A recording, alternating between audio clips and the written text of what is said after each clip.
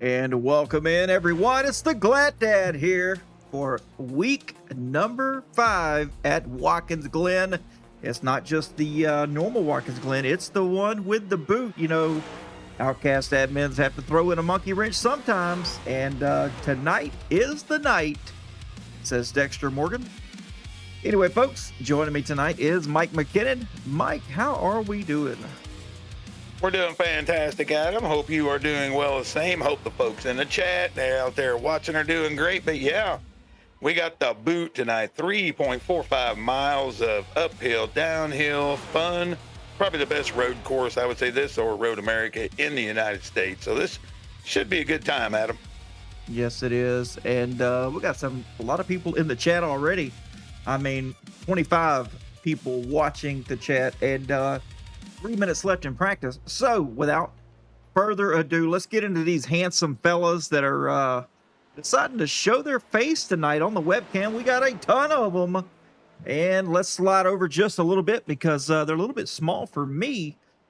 Starting in the top left, we've got the 74 of Jacob Answorth, the 62 of Ronnie Welchel, the 73 of David DeVale, the 43 of Drew Calvert in the top right. The middle left is the 1 of Rob Hamilton, the 43 of David Vodka, the 60 of Steve Giverson, the 61 of Rob Williams, the 18 of Eric Johnson, and the 20 of Cale Peterson. Look at them handsome fellas. And, man, that's, what is that, 10 drivers on the webcam tonight? That's pretty awesome. Oh, yeah. I mean, as you said, handsome, going high and handsome into these corners here. I don't know if they'll need to be distracted by the camera, but these things are going to be fun, man. I drove some of these. Do not touch the curbing, fellas. That's one thing I'm going to tell everybody tonight. Try to stay off the curbing. Try to keep them on track. But these elevation changes add to make this track a little more difficult than it probably should be. But a lot of uphill, downhill sections where, you know, the downhill sections as you're braking, going to make the car light, make it dance around, and we got several of those. So keep an eye on this guy's getting loose, you know, entering the corners. Well, that's my favorite part is going up through the S's, and then you kind of go through the back stretch there before you get to the boot, which is along. I believe they are doing the chicane, though. Yes, they are doing the chicane. And then they go down into the boot, which is awesome. I love that whole scenario right there. That part of the track is my favorite. It's the most technical, and I do believe we're going to see the most accidents there. Not saying these Outcast brothers can't drive. I'm just saying I've seen it time and time again. Doesn't matter if you're IndyCar, next gen, GT3s. That is the chaos zone right there. Yeah, the chicane, and it's also different with this GT setup. You cannot cut it in toward the curbing very hard. You have to kind of work your way around that entrance. It's really bumpy. It'll throw the car out of shape. It's just very technical tonight. It's different than what most people see. It's not that the boot is the most demanding thing in the world. It's just something they're not used to, right? I mean, late apex corners, downhill braking. I mean, it's a whole different story tonight. And, of course, I've got to get a shout-out to Rob Hamilton Gaming. As you can see there, subscribed with Prime for 10 months. He's on a 10-month streak here, Mike, with Prime. Now, I know a lot of other people are in the midst of their coming up on 1 year of subscribing with Prime. But, folks, look, if you like what you're seeing here and you haven't followed, give us a follow. You know, that way you get notifications on when we go live, which is every dang night, pretty much. Either Mike and myself are here, or it's just the Glad Dad riding solo, unfortunately. But also, Amazon Prime, you do have a free Twitch subscription that you can use every month, free of charge, no cost to you, and it really, really helps out Outcast Motorsports Network. So if you got one of those, link it up. If you need help, message me in the chat, and I will walk you through step by step on how to do it. But anyway, we greatly appreciate it. As qualifying's getting going here, we got, a long time to go around before we even start getting the laps. Let's take a look real quick, Mike, at the point standings as they sit right now, shall we? Looks like Eric Johnson leading the way by 15 points over uh, Jacob Answorth. Brian Welchel still hanging on very, very strong here in third place. Been pretty much in the third place for really since the season started. Christopher Jones in fourth. Dalton Hall is fifth. John Kelly sixth. Charles Wilson in seventh. Sean Rother having a nice grind here as we enter race number 5. In eighth place, Tibbs and Calvert are tied to ninth place. Rob Hamilton in 11th. Ian Montrose tied with Ronnie Welchel in 12th. Steve Giberson and Brian Ziemer. So those drivers right there, they're in the playoffs. A lot of drivers right there are in the playoffs. I think I got maybe a couple more that shouldn't be on there, though. I believe it's going to be the top 12 that are going to be entered in. But yeah, I'd like to show a little bit more, that way you can see just how far below the cut line they really are. And I mean, we're talking a point or two from making it into the cut line. Yeah, that's what I was getting ready to say. Go ahead and show them, because they're basically, if they can make a pass on a guy ahead of them, they could move right into the playoff contention. So, I mean, it is that way. And as you said, this is a long time for qualifying. You got to make a lap all the way around before you get your run. Might have time. I don't know if I guess it's an open qualifying. I'm not sure. Well, I doubt it's open. No. But what I mean is you can continue your lap for the 10 minutes here. I'm not sure if it's that way or not. No, sir. It's always 2 laps here in Outcast. Okay. And it's always, there you go. Always long qualifying. So as we see here on track, I was watching him practice. David Vodka looking pretty strong in practice. I believe we got, last I checked, 24 drivers taking the field tonight, Mike. And I mean, there's some guys we know that's very, very good here on the road course. Josh Newman, he's really good. Charles Wilson, I'm just going to tell you, Charles Wilson is the one to watch for. He may have not been the fastest on practice, but I'm telling you, this guy has taught me everything I know. Not everything he knows, but everything I know. Yeah, and I was looking at practice times. We saw Eric Johnson is fast. There's several guys fast, but what kind of got my attention? A lot of these guys complaining they're slow, blah, blah. The top 10 or 11, they were only separated by about a second and a half. And I'll be honest with you, folks, that's basically messing up 2 corners over a run. That's really all that is. It's all about consistency tonight. Yes, it is. And we'll take a look here real quick at the track info. We'll pull it up right there on the bottom left of your screen. 3.36 miles. And it looks like somebody knelt over praying. And yeah, they're going to have to pray. Pray they finish the race. Yeah, tough.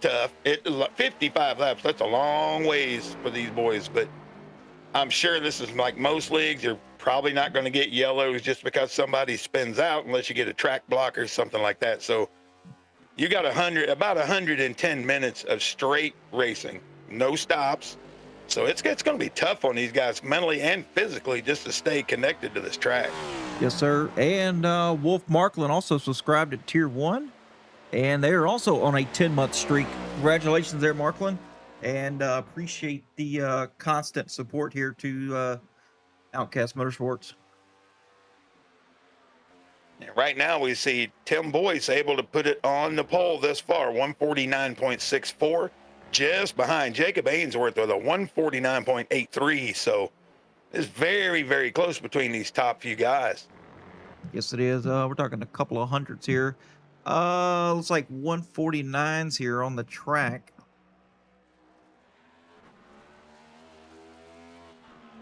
Well, as we know, this track is super.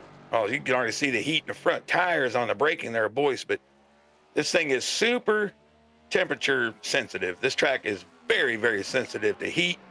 If it gets any warmer, you'll see the speeds go down from there. But it's very, very sensitive. There's your 2-time in a row winner, Dalton Hall. Let's see what he can do here. Yeah, we'll have to see here. Moonshine Motorsports leader here, Dalton Hall, doing a fantastic job. back-to-back wins here in the Cup Series. So we'll see what he's got here for these boys on the road course side of things.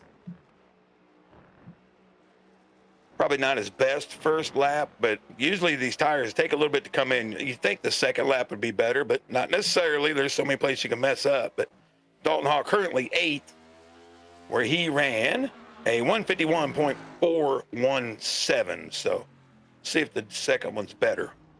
And we got Brian Zemer on track. Well, not anymore. He's going to reset here. Christopher Jones just crossing the start-finish line. And it's going to move up into the 7th position. And just like that, what I tell you, this guy right here, currently 6th on the board.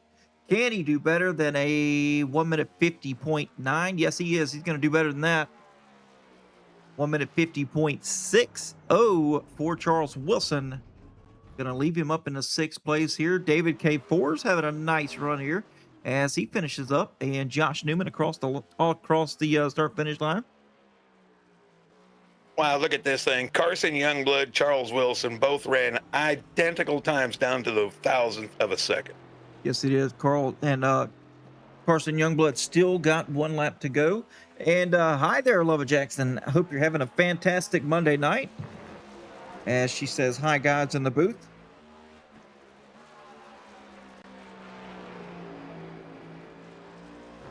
Carson using up all that track off the exit there. Yeah, a little wide right there. And will it be better than 5th? No. Actually, he's a second slower on that lap as Drew Calvert now going into the last couple of corners. As we've got 2 minutes left here in qualifying. Then we get down to a 55-lap race. I mean, that's a pretty long race here, I do think. It is long. As I said, you're going to have about an hour and 10 minutes at your sim. You're not going to have time to do anything but drive the car. And then as we get the pace lap and all that, I'll explain a few things they got to watch out for. But long race, it's hot. A lot of guys, little rooms they got, they're hot. I hear them all complaining it's hot in here. The same way with me. And I can't imagine 2 hours of steering, braking. I'd probably get a cramp in the front of my leg. Yeah, they did choose a pretty demanding track here. It thrives on consistency. You don't have to be the fastest, but these technical corners, if you can nail them, I think you'll do just fine here. These last 2 corners are really tricky as well. Because I mean, if you're having a problem on these last 2 corners, that straightaway heading down into turn 1 is absolutely treacherous. Well, that's absolutely right. That turn 10 before you come into the right-hander for the straight, it doesn't look like much, but it makes a car tight really, really fast. And next thing you know, you're over the curbing. Yeah, neither do I. I don't look like much either.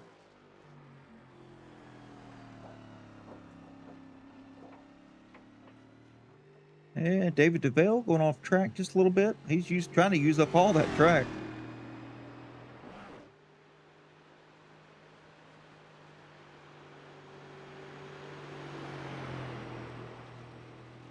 And it's such a fast track, Adam. One thing these guys got to remember is, as Max Verstappen always said, you want to gain on entry and lose on exit right before a straightaway, that's your problem. These guys need to make sure they're under control, getting good drive off of these longer straightaways with the top speeds being so high. You know, you hit the nail on the head right there with that comment from Max Verstappen. Yeah, as David DeVale decides he wants to run into the tires. But yeah, going slow here on entry and fast on exit is a fantastic job, or fantastic decision, I must add. But if you do it the other way around, yeah, you're exactly right. That is your decision. It's not the right decision ever, but yeah, it's a nice decision. Yeah, I mean, the straight here, when you do get them, they're long, so you want to make sure your exits are good. Yes, sir. Yes, indeedy. All right, so everybody's getting wound up here. So we are going to get into the, well, you know what it is, the starting grid.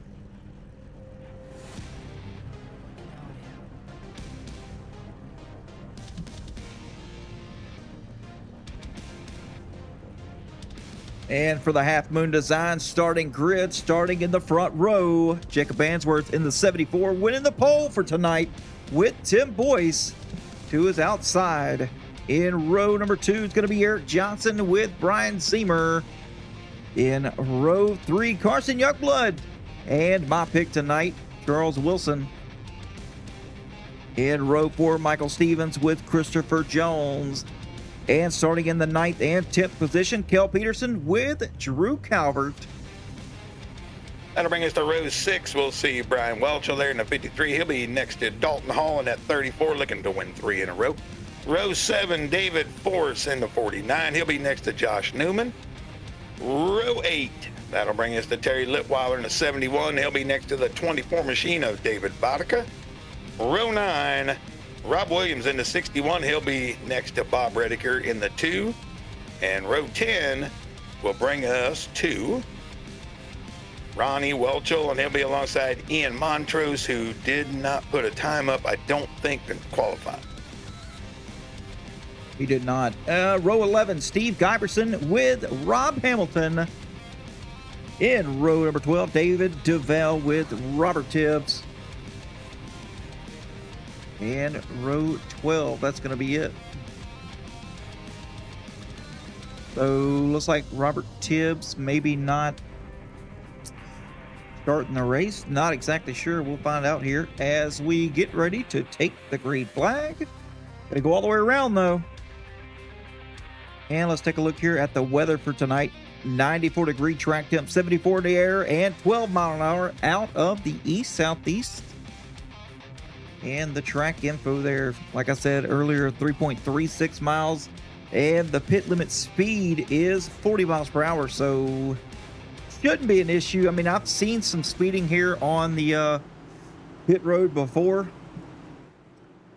but I think it'll be all right. As you can see, Jacob Ainsworth pulling off to the side. We're going to go through your EOLs. The top 3 in points get end of line penalties. It's going to be treacherous here for these 3. It's going to be Jacob Answorth, Brian Welchel, and Eric Johnson starting at the rear of the field tonight. You can see them there. There's Ainsworth, Welchel, Eric Johnson, and Ian Montrose gets a black flag here because he did not put down a time. Yeah, confirmation with Tibbs there. I think that's him in the chat. He says, my pedals are done. Might be a bad USB. So we knew he had that issue last week. Tried to fix it, not able to do it. So that's a shame for Robert. Man.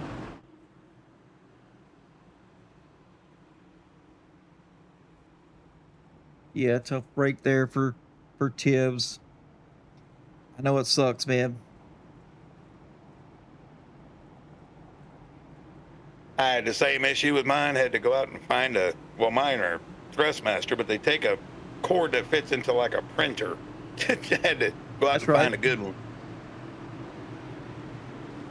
Well, looks like it's going to be Tim Boyce and Carson Youngblood going to be taking all the cars here, all the drivers down to the green flag, down into turn 1 for the first time. It's going to be interesting here, to say the least.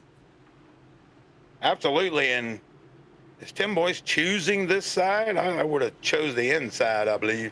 No choose rule here in Outcast.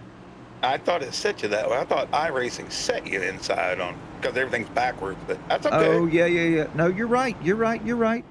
I don't know. Maybe it's a NASCAR thing. Not exactly sure, but getting ready. Yeah, that's different.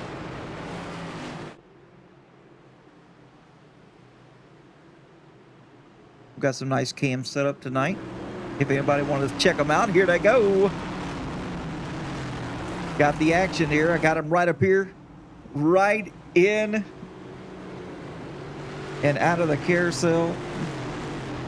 So when they run off track, you're going to see right underneath the car. It's going to be amazing. Look at this. Taking some time out of my day, baby. Taking some time out of my day. Very nice. I love these kind of ground cameras here. Everybody knows I'm a sucker for them. one thing these guys got to look at, I know we're seeing these great camera angles, but see the walls on the side, everybody? That ain't safer barrier on a lot of that. That's Armco. And if you smash into that, your day is probably done. You want to hit somewhere that's got some safer barrier. The Gopher Cam. Yeah, Doc Redbeard, the Gopher Cam.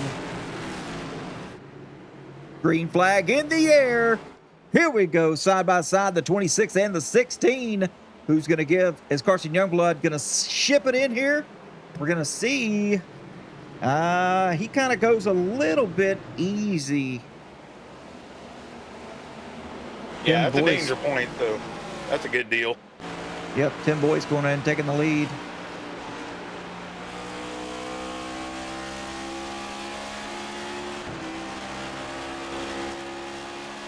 Yeah, they do negotiate the bus stop for the first time here.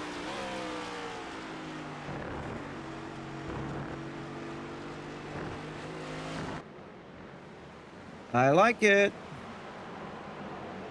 Christopher Jones, everybody gets out. I mean, everybody looks like they're getting out pretty good here. Eric Johnson already up to 16th place, moving up through the field as we take a look here at Brian Welchel. He's battling with the 2 of Bob Redeker and Jacob Ainsworth.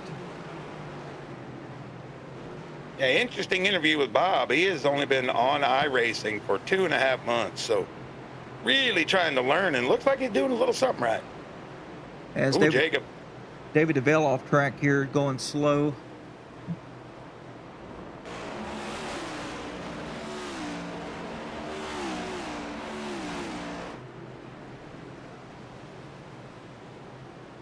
Sorry, folks, I'm just trying to listen to the shifting to see who's doing what. Well, why don't we take a look then as we get up here through Jacob Ainsworth right here. Get him there on camera. You'll be able to see it as he reaches over. I figured they would stay here. Now, some guys will run this last corner in third, and some will go to second. He's going into second, so. Not a fan. I'm scared. Yeah, I like third just because you can save a little tire, but it will give you a little launch if you can hook them up. And now we're on board here with Ronnie Welchel as he is currently in the 18th position. And he goes ahead and lets his son get by, Brian Welchel. Brian definitely fighting for the championship. Yeah, doing great. I mean, last week, that little thing at the end cost him, 6, 7, 8 points, or he'd be a little higher. He could have possibly be as high as second, but no, not able to.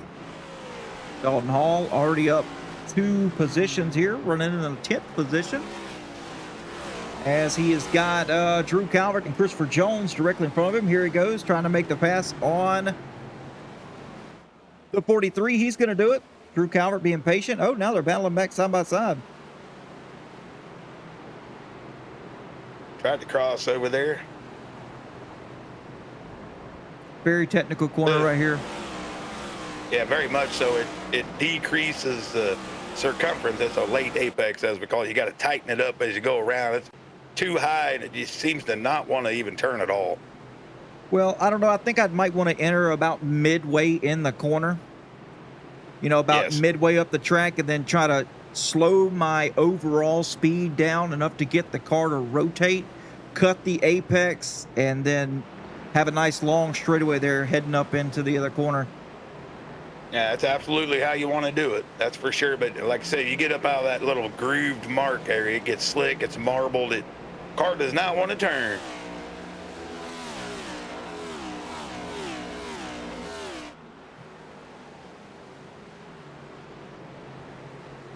Pack doing a really good job. Oh, look at the heat inside those brakes already on the front end of the. Wow. And on lap 3 as well. Yes, sir. Wow.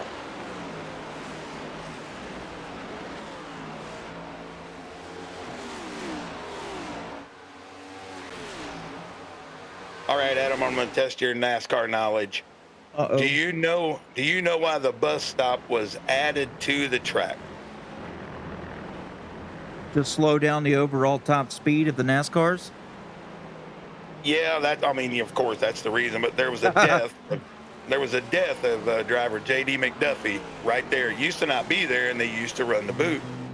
And he was not able to make the carousel part and lost his life right there. I'm not sure. There might have been another driver right around that area too. So they decided to do that for safety and all that with the unfortunate death of J.D. McDuffie. I believe that was in the 80s or real early 90s. I can't remember which one.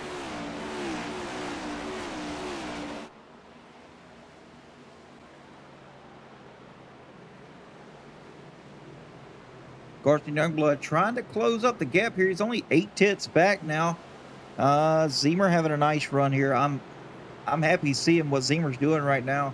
Being nice and smooth. And Tim Boyce, he is setting the pace. 2.6 seconds ahead of the field. What in the world? Yeah, he looks great right now. And the other driver looking great is Eric Johnson. He's already up to 11th. So he has cut his way through most of the mid-pack, starting to catch a few of the faster drivers now. Be a little harder to overtake. Tim Boyce setting the fastest lap of the race right now. Looks like now it's going to be Dalton Hall with a 1:50.4. So the speeds aren't as high as I've seen them here in practice. We were running 148s. Yeah, we saw a 148, a couple 149s. Plus, it does take a couple laps to get the heat in the tires where the car actually feels good. And it looks like Charles Wilson here battling with the 34. Oh, as they go down through the bus stop. Dalton Hall making the move past the set 57. Charles Wilson is probably one of the most courteous drivers on the track. He'll let you, if you start to pressure him, he'll let you go. Well, that's not a bad strategy when you're on lap 4 out of 55 at this long track. Tires are going to matter so much late in runs. As you see there, he starts a little slide out there. On the front nose here of the 57. I love this technical part of the track right here. Kind of go out a little bit. Not sure of the track limits tonight, though. I believe they are on. The 20X is also on, I believe. So turn 1 is very important. This turn coming up 10, it's important not to jump the curbing. Down there where we just saw on the bottom, that can give you an X, and the bus stop can give you an X.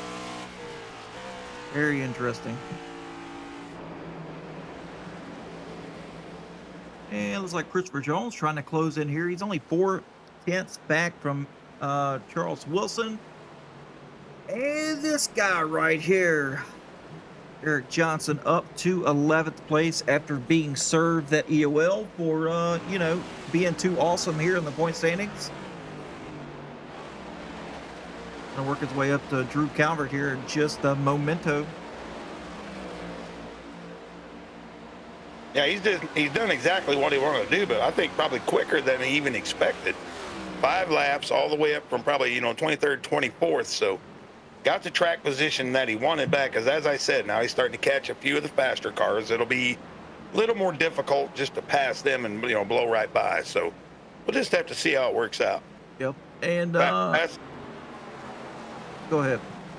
Say new fastest lap, Ian Montrose. He's in 22nd position, but he just ran a 149.4. So he is definitely pushing the machine. Yeah, the guy's on, I wouldn't say he's on the move. He's running, 22nd back here, right at 4 seconds back from Rob Hamilton. But I was going to say in the chat, Doc Redbeard said he'll let you go only to pass you in 25 laps. He's referring to Charles Wilson, Mr. Consistency. I was on Charles Wilson's team this past February when we did the 24-hour Daytona. And he's going to go back and listen to this broadcast, so I've got to get my facts straight. He told me to stay out of the way. Word for word. He said, stay out the way, Adam. Stay out the way. I'm not joking you. I'm not joking. I don't know if that's words of encouragement or Just Yeah, trying to tell you to it calm is. down on your driving a little bit. Oh, I wouldn't say calm. I was pretty calm, scared, the usual. He said just stay out the way. So that's what I did. We ended up finishing 8th there, in our class, total class. So all in all, not too bad. Absolutely not, because that infield section is no joke at that track. Yeah, we had 62 drivers or 62 cars, teams starting that race. So 8th overall, not too shabby whatsoever in the GT3s. Absolutely not. I'll be doing that later in the fall here, not right now. It's pretty fun. And on track here, we got Terry Litweiler in the 15th spot. Just a fun fact, he started 15th, he's running 15th right now. He's just trying to stay as consistent as possible. As Brian Welchel has worked his way up to 13th here, and Jacob Ainsworth in 12th. And of course, there's Johnson in 11th. So these three drivers here that were served DOLs, they are running, well, no nose to tail by any means, but they're running 11th, 12th, and 13th. So all in all, they're moving up through the field. And like you said earlier, Mike, these drivers are going to be a little bit harder to pass. Oh, it's Carson Youngblood goes Look around. out. Woo, look out, boys. That's points contenders right there. Points Absolutely. contenders. That corner will do that. You take it a little too tight, it will shoot you around pretty fast, as we just saw. Yep, we're going to take a look at it from the chopper cam here, from the Outcast Motorsports Instant Replay. You see there, it looks like he may have got a little bit too throttle happy right here. And David K. Force. Oh, David Force nowhere to go, really. I mean, it was just a love tap on the right front fender, but fantastic job. Outcast guys, listen to me. You're going to go back and listen to this. Fantastic job with track avoidance, wreck avoidance. Very nice job. yeah, you're almost blind when you come out of the corner You right there, are. kind of That- waiting to top the hill. Oh, we got somebody Drew else Calvert, off the track Drew behind it. Calvert.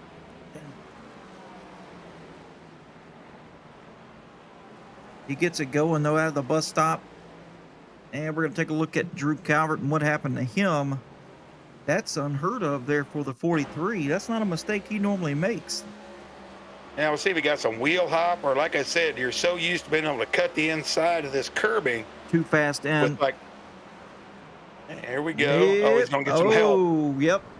He got to the back bumper of the 49 of David Force and locked his brakes up a little bit. He's going to get it whipped back around and get it going. Only going to go down to 14th place here. So all in all, not terrible here. I mean, he was running up inside the top 10. Yeah, it cost him a little bit, but he was able to keep it from, getting into the wall or anything. So no harm, no foul, except for a little pride right there.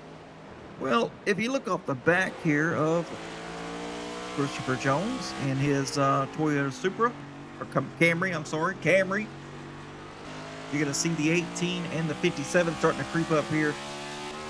Johnson's worked his way around now up into the 7th position, so he's gained quite a bit of spots here.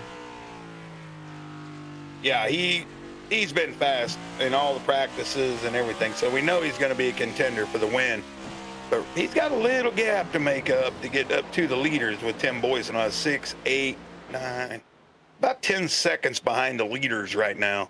Yes, sir. 10.7 seconds to the back bumper of Boyce. The gap, believe it or not, the gap has closed down here to just merely 2 seconds, a little under 2 seconds, as they coming down the downhill here. And you got the 5 of Michael Stevens. He's starting to put a little heat on Cale Peterson there, running 4th and 5th. Stretch it out a little bit. Cale able to stretch it out a little bit. And if we take a look here at the lap time difference between Boyce and Zemer, Zemer was 7/10 quicker that last lap. Now I wondered why he was catching it so quick. I guess Boyce must have had an issue or something. Yeah, with some sort of mistake, maybe slid the wheels, a little bit of something. And I got I got a track map here for us, Mike, to kind of look at here. There's David DeVale. Oh, David DeVale giving Boyce a little bit of resistance. Yeah, running right in the middle of the track. But anyway, Boyce coming out of turn number 11 now, about to cross the start-finish line to get us to 9 laps here of the total 55. And you can see everybody's pretty much close together. Everybody going through 9, 10, and 11 as we speak right now. I wished one thing. I ran quite a few laps in these. You know, one thing I didn't check: fuel mileage. Fuel mileage. I do not know how far they can go. I wished I would remember to do that.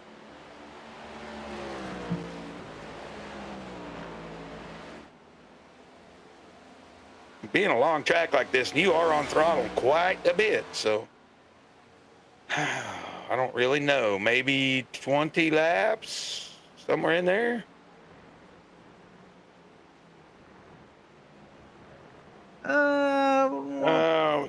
Yeah, it's close. I'm going to say somewhere around the 24, 25 lap Brock range. Patrol says 28.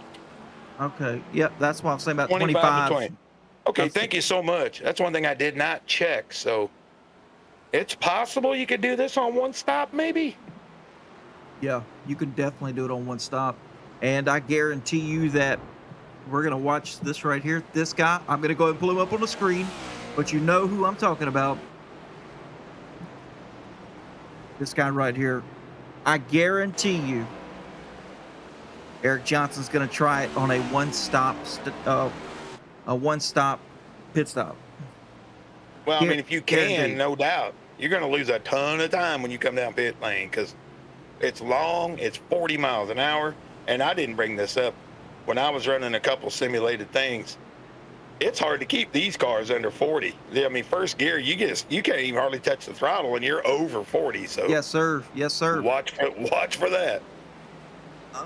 And I wouldn't necessarily say it's actual speed.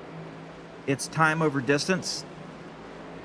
So, yes. I mean, if you're spinning your tires and you're seeing 90 miles per hour and you're spinning your tires, it's still time over distance. But if you're hooked up and you give the throttle a little bit too much and it grips up, you're speeding. Yeah, and here's what I am noticing. Like Tim Boyce, his best lap of the race is a 50.5. We ran 10 laps and he ran a 50.8. So the degradation is not too bad in the tires right now. No, sir, it's not. The weather, oh man, the temperature, the track tip here is looking fantastic. I'm gonna say minimum tire wear. Yeah, absolutely. And the only thing I'm seeing right now are brakes. They brought it up in the chat. I mean, all these guys got a lot of bias to the front, trying to keep it under control, but boy, they've got the brakes hot.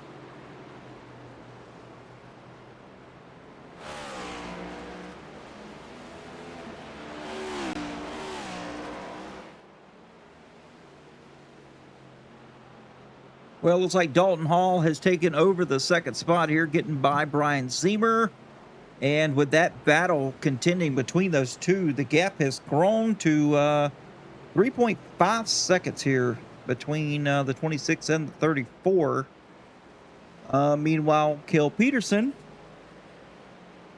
running in a nice conservative pace here in 5th place. I mean, he's running 154, so I mean, I've yet to see him have an accident here, some kind of issue. So maybe he's trying to do it in a one-stop as well. Well, maybe. I wanted to see his lap time here because Stevens got past him last time. I don't know if he kind of moved.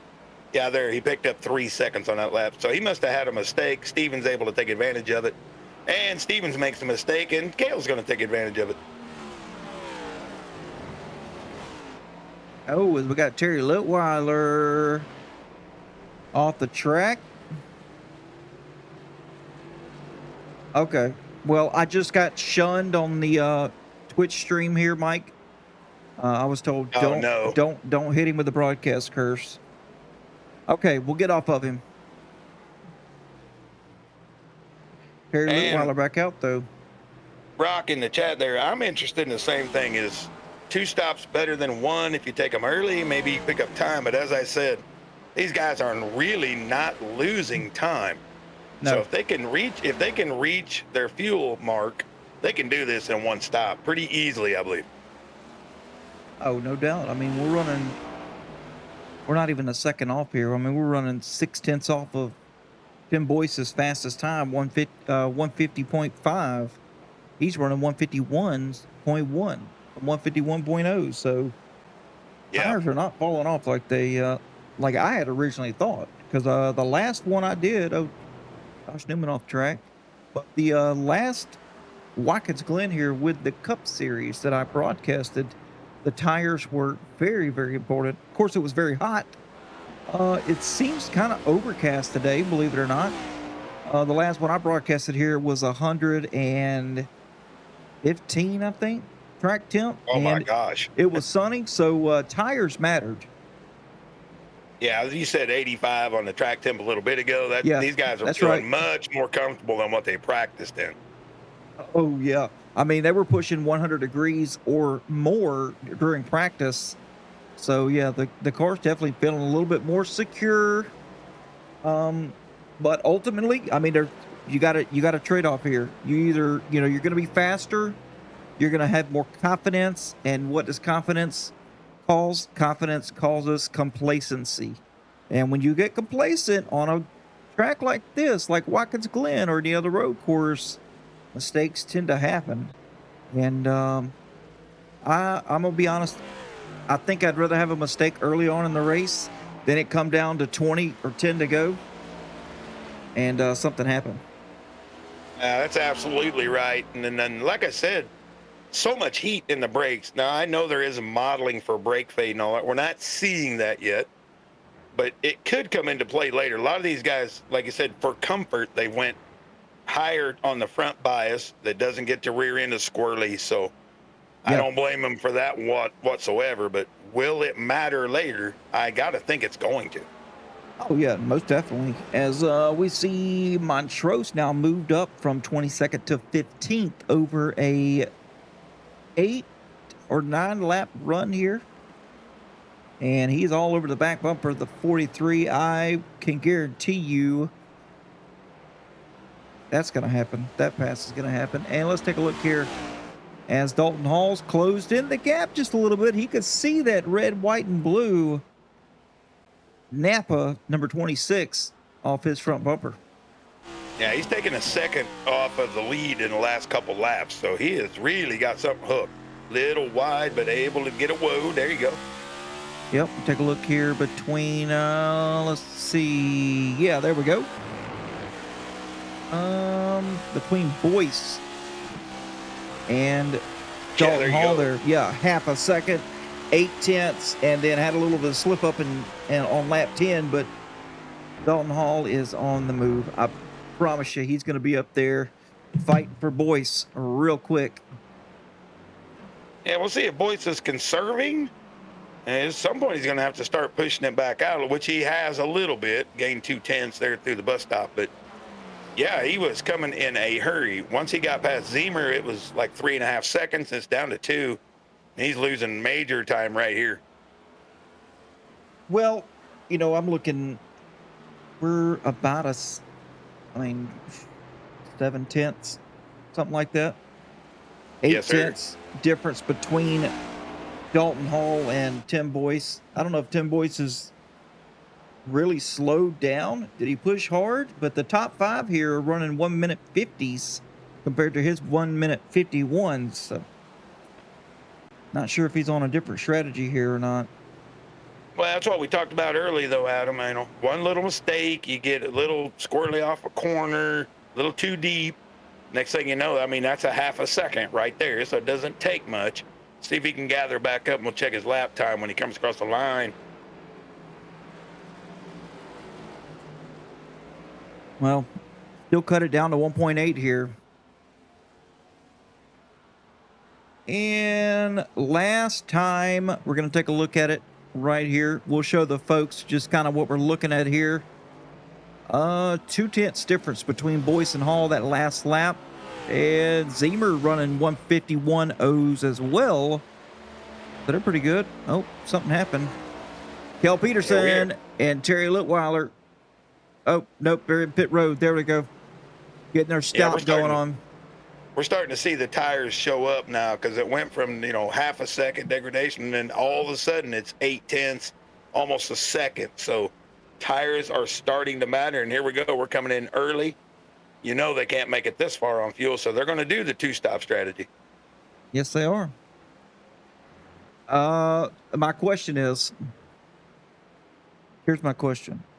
Are we pitting for tires or are we pitting for fuel? I know we're pitting for fuel, but was the tires, was the fall off? Was there a lot of fall off here that they seen that they wanted to do a two-stop here? That's my Well, question. maybe they like the balance with the full tank better than they like the rear end getting a little out from under them as the fuel burn goes through. Or maybe it's just, that maybe we're talking about that braking issue again. They feel like the tires are letting go when maybe it's the brakes letting off a little bit. We'll just have to wait and see. But 14 laps in, let's see, 3 stops, that's 42 laps. So they're going to have to make one of these runs last a little longer than that. Something's going to have to stretch. And we've got some drivers here in the chat. I mean, we got Brock the Troll in here. We've got Crew Chief Franklin. Maybe she can ask Kyle. And we've got Doc Redbeard, which is Tibbs. Fellas, I don't know if you're listening here on the stream, but do you feel like the tires were kind of the call there to make some of these guys pit, or perhaps fuel? Maybe some kind of fuel strategy stuff. I think they just felt uncomfortable, felt their lap times going down. They figured we'd try it and then we'll push. They're going to have to go 20 and then 20. Well, they'd have to go, 20 and 20 now to make it to the end. That's probably what we're going to look at. I think Brock, he says the same thing, probably stop about 20 to go. So 20 and 20 here is what we're going to have to get. Yep. And OTS Killer Bees, that is Crew Chief's husband, Mr. Franklin. He's saying a two-stop race and an undercut on tires and fuel. I see that. Yep, I can definitely see that happening. Hey, appreciate that, fellas. Appreciate that. Looks like Eric Johnson running in the 13th spot here. He put it on lap 12. Kel Peterson on lap 13. These two guys are getting close together. All the wild leaders staying out. They've lost 1 second. That's basically where they're at. They're running 150.5. They're running 151.5. And we saw Dalton Hall. He knocked another half second out of Boyce's lead. So he's got it down to 8/10 as he's going to challenge for the lead pretty soon. Will this guy be able to go 3 in a row? He looks strong enough to do it right now. He's drove his way right through the field, right to the front. So he's looking very, very strong right now. I'm liking the pace from old D-Mac here. Looking very, very strong here. Actually, let's get on board here with him and see kind of what he's doing here. Shifting down to second, going down into turn number 1. Nice rotation there out of 1, though, Mike. And let's see how he takes the S's. That's kind of generic. Everybody really takes the S's the same way. I mean, there's a little bit you can do there on the secondary S to kind of, get a little bit more top speed, but...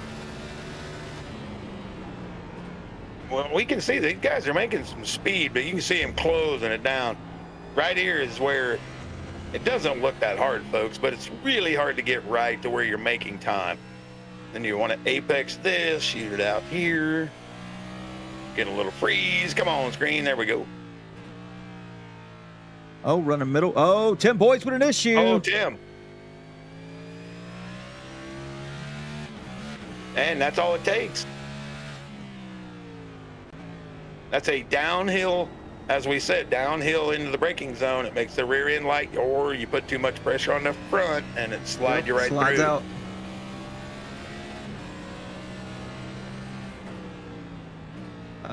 Killer Bees in the chat says the guy staying out will lose a little bit of time because the tire fall off. Yeah, I think I don't know. I kind of think that I don't know, lap 14 just seemed a little bit early to me. I mean, I was thinking like somewhere around lap 20, Mike, to kind of don't know, kind of split it up a little bit, but maybe they're seeing a little bit more fall off than we are. I mean, I'm looking here, Tim Boy's still running 1 minute 51.3s. So hasn't really Okay. lost quite a second yet. Yeah, but Cal Peterson ran a 149 498, so This is true. much quicker right now. So he's picking up a second and a half per lap if he can keep this pace. He was back, a good little ways, but this little undercut could work for him. Yeah, Killer Bees said they cut out the splash and go. And I get that 100%. That right there will make or break your race. Christopher Jones in the pits. He gives up 6th position. If coming down pit road right now, he's going to grab some tires and fuel.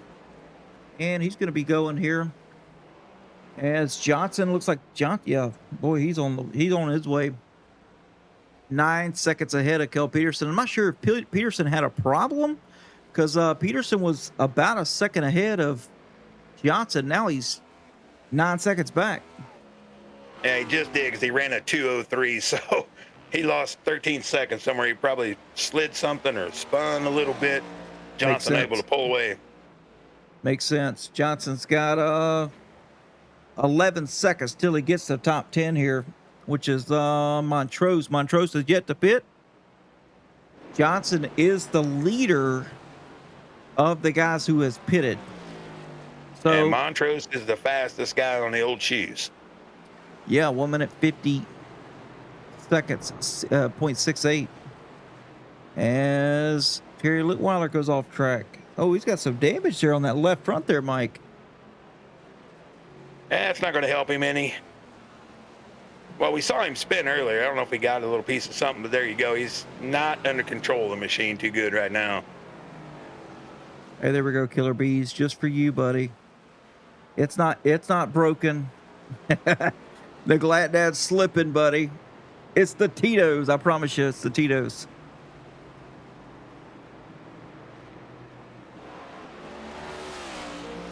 Oh, you're very welcome. You know what? Somebody's got to keep me in check. Mike's up here slipping. He ain't even helping.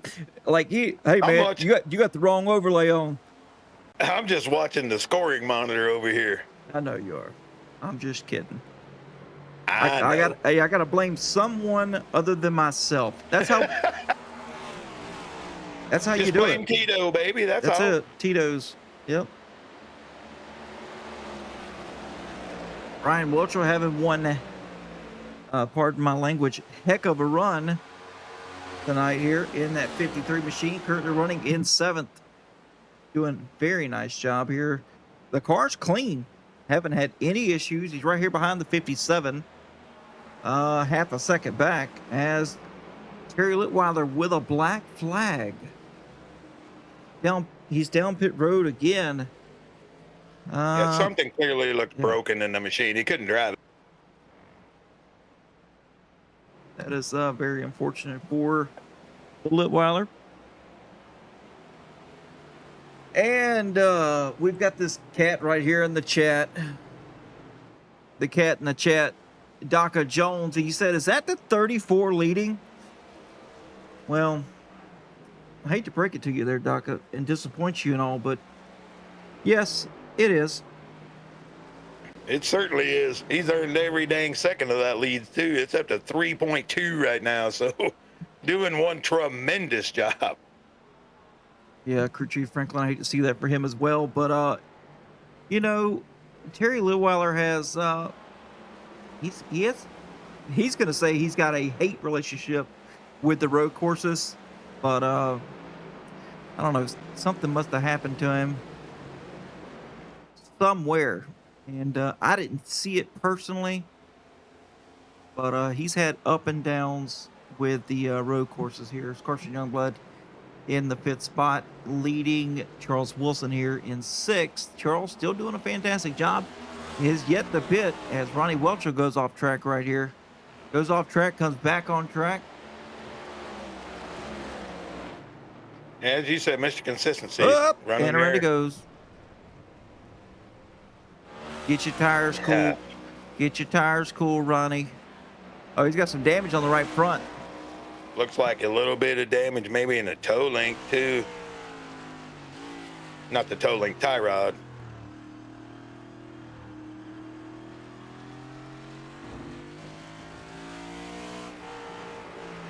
Meatball flag from Michael Stevens. That's not great. Oh, look at this. Yeah, we got something going on.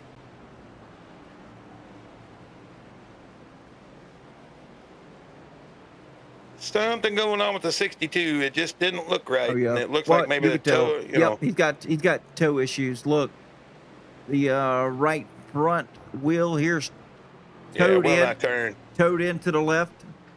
As the leader's coming up behind him here, he's got to get down the pit road. There he goes. Down in the pit road here. And let's check on Drew Calvert. Drew's already pitted on lap 13, so he's trying to make up some ground here. He does have some pretty fast lap times as he's trying to close down on Rob Hamilton, who he's about a second faster than last lap by. And let's check on Steve Giberson having one heck of a run tonight as well. Yeah, nice and smooth for the 60. He needs a good run. He's had some bad luck. Said he had a little issue with the pedals down at Homestead. They weren't fully opening up the car, so he was wondering why he was getting freight trained on the straights. So now we're getting it back together, having a good run, running 9th right now. I think Eric Johnson's going to be contending for the lead as soon as the leaders come in. He is only 40 seconds behind right now. That's going to be real close. Yeah, looking at here, just looking off total pit stop times here, 43 seconds for him on pit road. That's a good gauge of, you know, total pit stop time. And that 43 seconds, that's not in your box, folks. That is also included cone to cone. So from the time you cross the cone on pit road, go down to 40 miles per hour, in your box, out of your box, and exit cone is the total time, which is 43 seconds flat.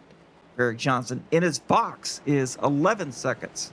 So that's a pretty good gauge. So if he's, 40.4 seconds back now, and these drivers pit, say Dalton Hall pits, he's going to probably take over the lead here. But the tire difference between Dalton and Johnson will be, I'm going to say, significant. As Dalton Hall down pit road. 8, 9, 10. Yeah, it'll be 8 or 9 lap difference, but we should see Eric Johnson. He's kind of whatever you want to say. He's going to be the leader when everybody pits, but it's going to be hard to hold these guys back. Yeah, it definitely will.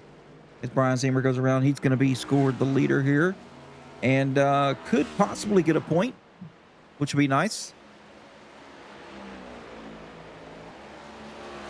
Through the treacherous S's, they look so easy. Boy, they are not. So easy to kick the rear end out or get tight on that left-hand bend. All right, so Johnson going down the front stretch now. And boom. He's going to pass Dalton Hall. You're going to see it right there on the tower. Johnson's going to move up to 10th place. Well, no, he's not. Oh, he made it. He made it out. Dalton Hall stayed out ahead of Eric Johnson. That is a huge deal right there. You may think, oh, he's only 2/10 ahead of Johnson.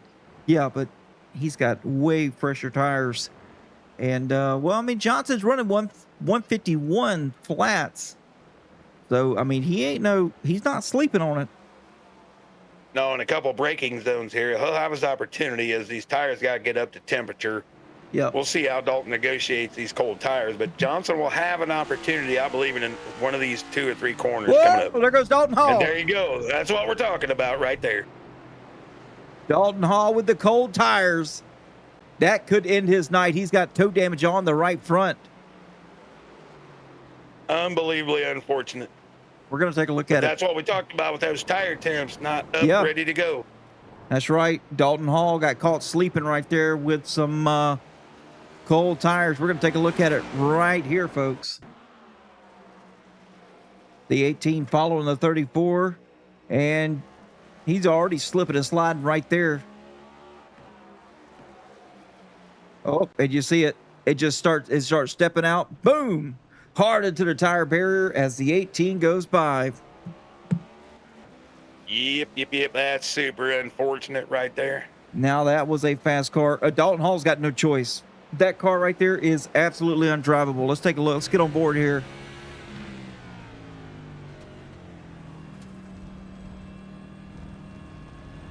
Just see how straight the wheel is. Yeah.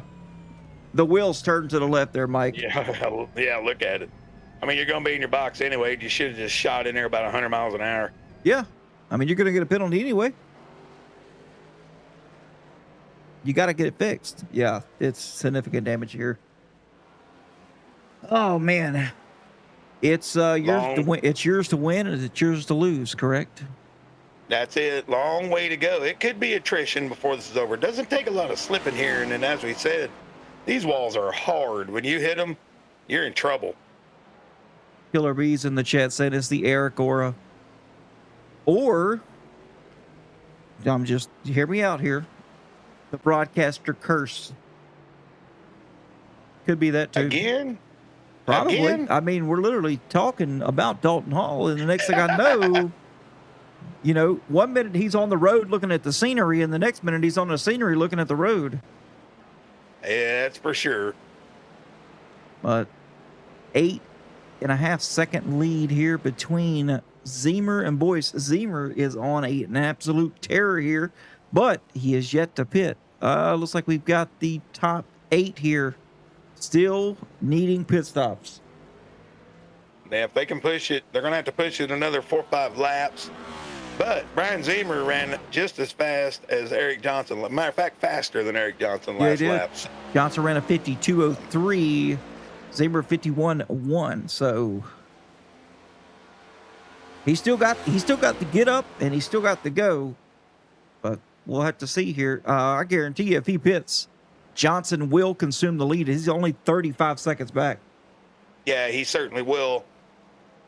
Just looking at the other scoring, then you have Christopher Jones will be second after all the pit stops, maybe. I don't know. He's 45 seconds. He's going to have to make a little ground on these guys, or he's still going to be behind a few of them. Yeah, he's going to need to make at least 5 seconds or so minimum to be in contention here. And Boyce is really falling away from Zemer now. Ainsworth is starting to catch him, but not quite there. Still about a second behind, but yeah, Boyce is really falling away from Brian Zemer. It's 10.5 seconds. Yeah, tires have given up on Boyce, no doubt about it. It's time for him to pit. You got to know, that Kenny Rogers song. You got to know when to hold 'em, know when to fold 'em. Yeah, Tim Boyce, it is time to fold 'em, my man. Yeah, he's losing so much time. I don't know if it's worth trying to go for this one stop, but he's kind of made his bed, and he's going to try to do it. If they can. I'm not even sure. They said 25 to 28, so we'll just have to see if he can make it around here. He's going to have to do at least maybe 3 more laps, 4 more laps before he can come in and split it. Yeah. Well, I guess that's the plan. He's not going to wait. He's not waiting. Yep. Tim Boyce down pit road with Brian Zemer. He's going to pit with Zemer here. Yeah, that could set him up for a splash and go late. Could be. Yep. Carson Youngblood coming down pit road now. I guess they're just losing too much time. Jacob Ainsworth, though, I mean, he's running 1 minute 53.7s. He's lost a lot of ground as well. I mean, we're talking 3.5 seconds here, Mike. 3.5 seconds. That is a ton of time lost.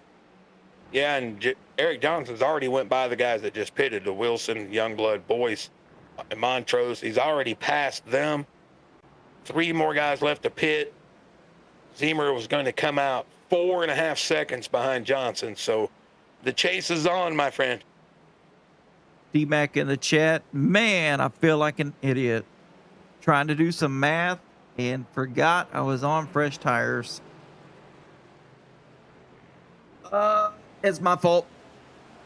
It's my fault. No, it's my fault. It's my fault. It's Mike's fault. You always have to listen to the broadcast. I brought it up. Hey, D-Mac, he said you were on cold tires. I guess you just wasn't listening. Hey, next week you'll be having that stream up. Yeah, have it up. I'm joking, buddy. Well, that sucks.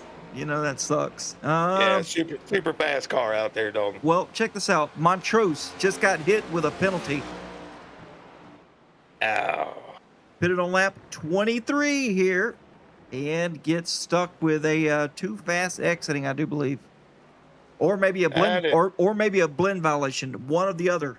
But it well, happened that's right very there on easy. exit. Yes, it is very easy, especially in these cars because you really can't see over the dash. But I mean, is it a pass through? I'm assuming, and I mean ugh, that's got to be at least. I mean, that's 30 seconds out of your life you're never getting Hmm. back.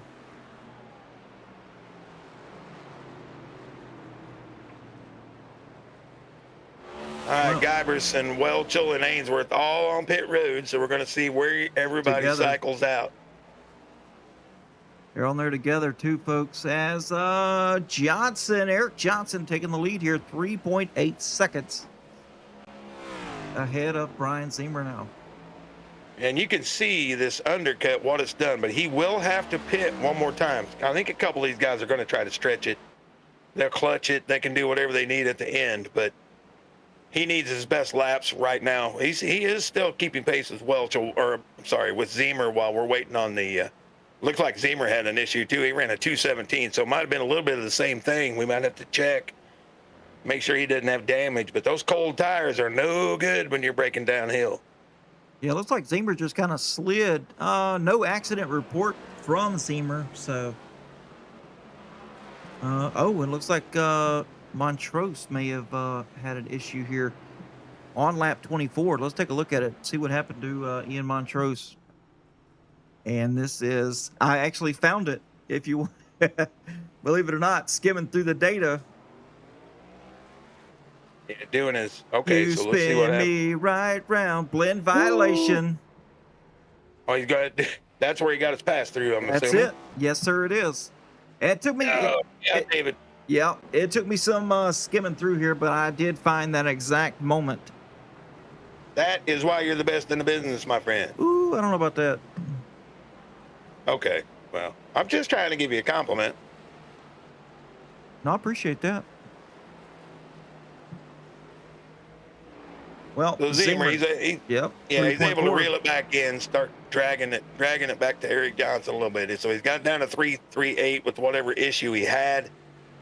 Starting to bring it back in a little bit. But Johnson runs one of his fastest laps of the entire race, while Zemer runs 0.4 quicker that time. Oh, wow. Yep. Zemer fastest lap of his race. 1 minute 49.96. So pretty impressive there. Tell you what, Eric Johnson on 17 lap tires running a 150.3. That's pretty impressive. Yeah, it is. And speeding on pit road is Bob Rediker.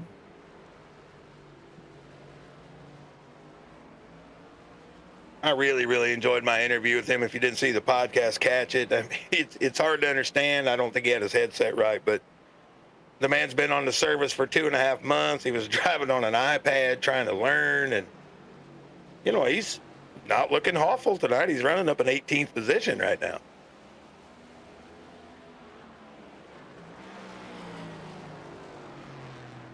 Yeah, absolutely. As we take a look here, Christopher Jones, and you called it pretty much. Christopher Jones going to be fighting for the second and third position here. He's 10 seconds back, 10 and a half seconds back from Brian Zemer. So all in all, doing a fantastic job here. I've been really, really impressed with Christopher Jones. The first part of this season, season 5, this is his first season with the Outcast. And if he keeps this up, Mike, it's not going to be his last season here with Outcast. Well, he and I have actually spoken quite a bit, about patience. We talked about that tonight. It is what it is. Stay on track. Be patient. Whoop. Let the others make. Don't talk about him anymore. There's the curse. Well, here comes Kel Peterson.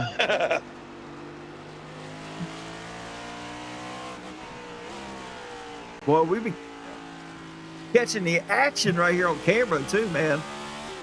Yeah, I've been lucky with that stuff. Every time we pull over there to talk about somebody, they mess up. That might be us. Or unlucky. Look, if I get cussed out here in the incident review, I'm gonna be upset. There you see the tires still hot, smoking them coming down the hill. This is going to be hard. Easy do it. Easy do it. There you go. Kel Peterson getting around him, though. That's going to put Kel up into third spot. You guys better watch out. Wally is coming through the field.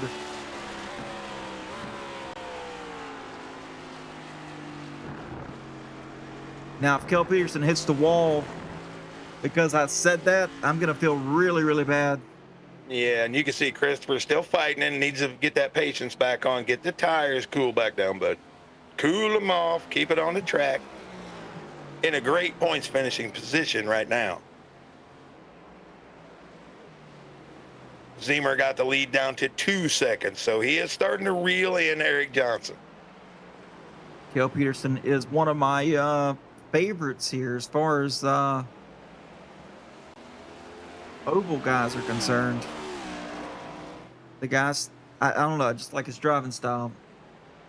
Now, I'm going to assume he's a Christopher Bell fan. I'm just going to try to assume. I don't know why I think that, but it seems that might be right. You know, he's a man of simple taste. He's a man of simple taste. That's all I can say. There you go.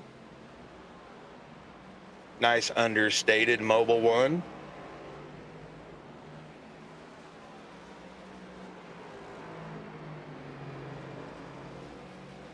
Ainsworth just laid down one of the fastest laps of the race, 149.442. So he's trying to reel in Tim Boyce. He's still about 1.3 behind, but what a lap.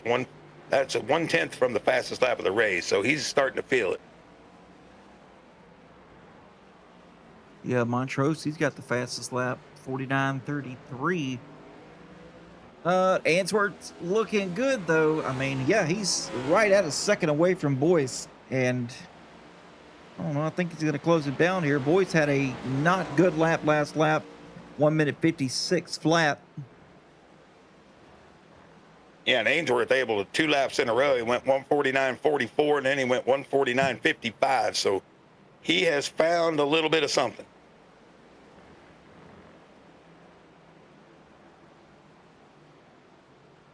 Well, oh, he's definitely closed in now. Tim Boyce got Jacob Ainsworth all over the back bumper now.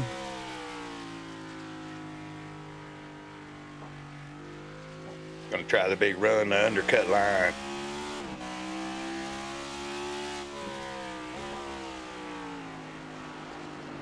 Woo, driving it up in there.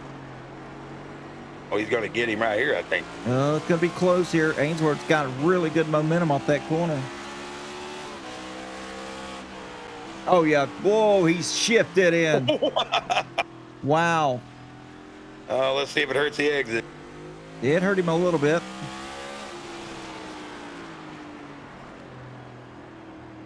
I mean, they're pretty much on even tire wear here.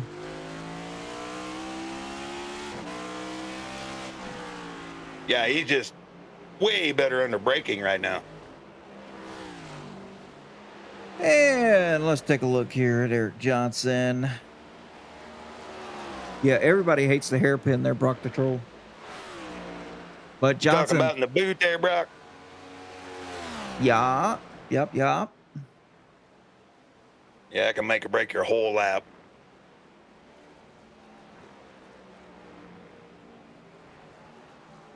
And Zemer with a mistake somewhere lost 2 seconds the last little bit. So keep her on the track here. Eric has to pit again. I don't know if the other guys do, but I'm going to bet that splash and go is in effect. Oh, no doubt about it. Oh, Josh Newman off the track. I hate that. Yeah, he's a little slow here. Losing tons of time on Ian Montrose. Yes. Didn't hit anything, though. I mean, the car looks good. Looks like he just got off track a little bit. In my view, looked like he kind of got some wall, but you're right. The car looks okay. We've seen how fragile these toe links and tie rods and all that are, so got to keep them on the track.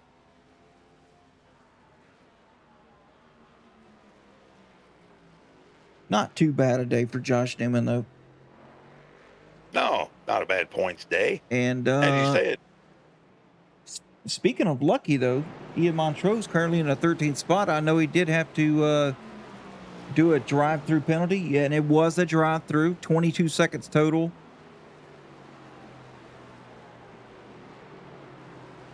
Well, he's laying down some of the fastest laps. Matter of fact, maybe the fastest laps on the track, 149.9 last time. So he's trying to make up a little distance right there, but long way back right now.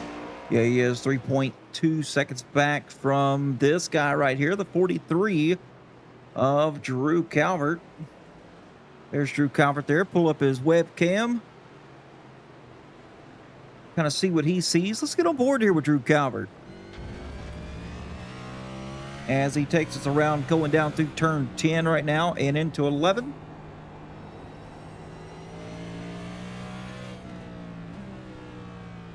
Looking pretty decent. Absolutely. Nice and smooth. Like I said, I ran a lot. You don't have to shift to second there if you don't want to. Most guys are doing that, probably get the engine braking to help them rotate, but you don't have to.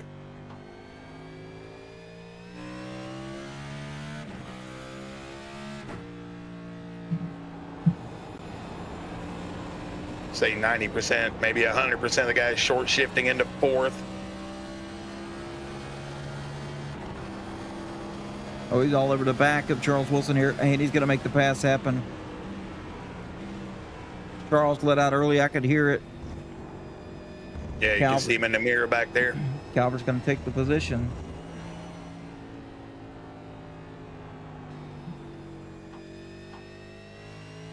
Yeah, let's also check out this guy right here. Ryan Welchel. Currently running in the 7th position. Yeah, by far the biggest mover is Guyberson up 12, but Ryan's up 4 positions, able to make his way, looking good. And I believe he had to start the back, did he not? Yes, he did. So yeah, it's a great run for him so far.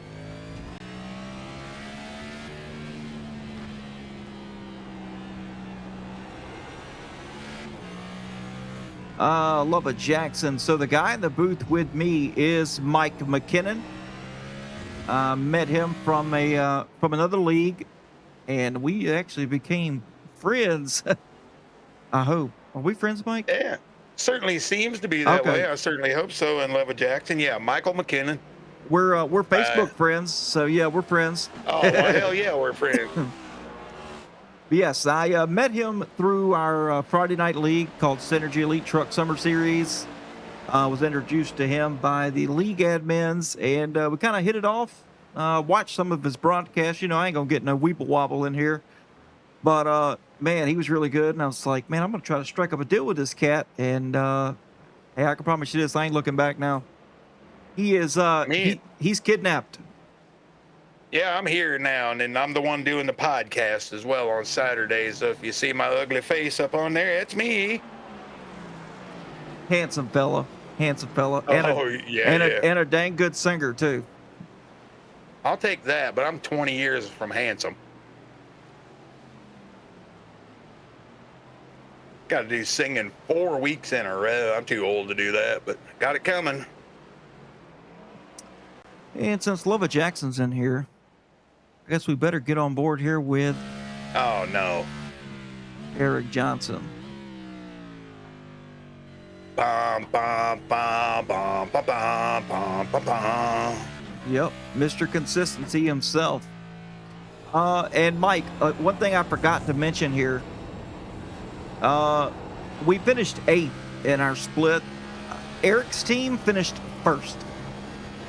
Well, there you go.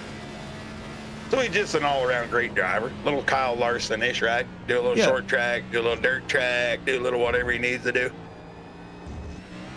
Yep. Well, dirt track, road course, oval, whine and complain. The usual. Oh, yeah. The full package. We're going to edit that out. Yeah, but Eric Johnson taking us around here. Around Watkins Glen as he's in the boot.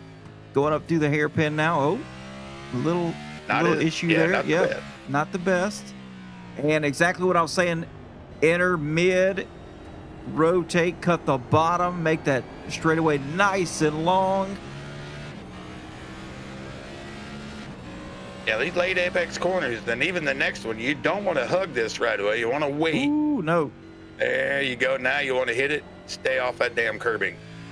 Yeah, if you and Mike's right, if you enter that too straight or too much to the inside or enter it early, you're going way off the curbing and possibly into the wall, especially in a car like the next gens here, the Gen 7 NASCAR car.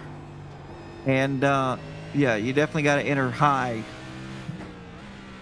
Yeah, this thing hits the curbing and just wants to go airborne all at the same time. So tough on the curbing with the suspension the way these things are with that diffuser underneath. Appreciate Eric giving us a ride along Watkins Glen here as we need to go through the field. So we were just on board here with Eric Johnson. Now let's talk about this guy. He's been pretty much in the top 5 all race long. Brian Zemer had a good run here. Kel Peterson, he's moved up into 3rd. Christopher Jones back here battling with Jacob Ainsworth. I don't know how much longer the 39 can hang on to this thing. They've been battling back and forth for quite some time. And there he goes. He's going to pull over and let Jacob Ainsworth go by as Ainsworth moves up into the 4th position. And we're going to stop this right here. Lova Jackson says, maybe you can sing for us one night. Oh, you want me to go live one night and sing? I'd have to get my guitar out. That'd be pretty cool. I guess I could. The only thing I sing on stream is Happy Birthday. I've done that twice to some drivers who had children, young children, and they were watching. So I sang a little Happy Birthday. There you go. That's a nice, easy one to pick. I don't know what I'd have to sing. Anyway, back to the action. Tim Boyce here battling with Brian Welchel. Well, almost battling. Tim Boyce holding on to 6th place. Brian Welchel trying to do what he needs to do here.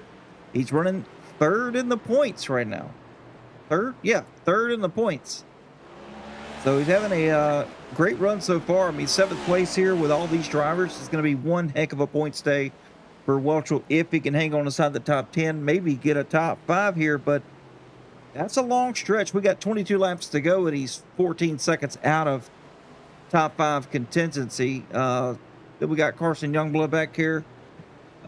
He's fast, but we're having a little bit mistakes here and there with, either spinning out or some slowdowns. He just got served with a slowdown not too long ago, about a lap ago or so. Steve Giverson running 9th. He's having one heck of a run tonight as well. Go, Steve, go. And Ian Montrose moved up inside the top 10 here as he got by Drew Calvert, who is running in the 11th position. Yeah, Ian's had really tremendous pace all night. I just don't understand why he hasn't moved forward.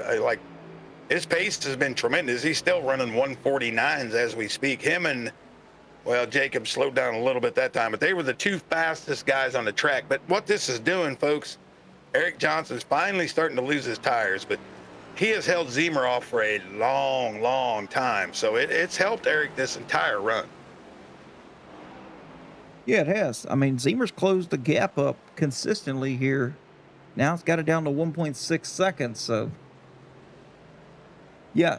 And yes, Montrose did have a penalty earlier. Yeah, we're aware of that. He, actually, I think, just one penalty there.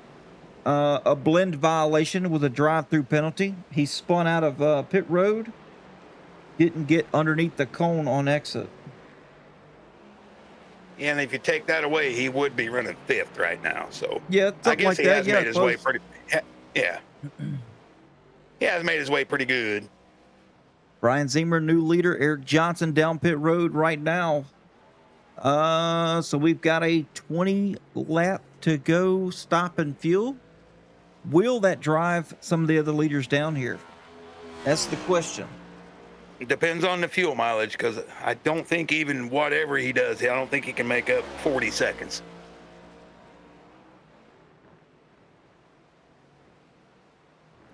That is very true. Yes, sir. Last stop for Eric.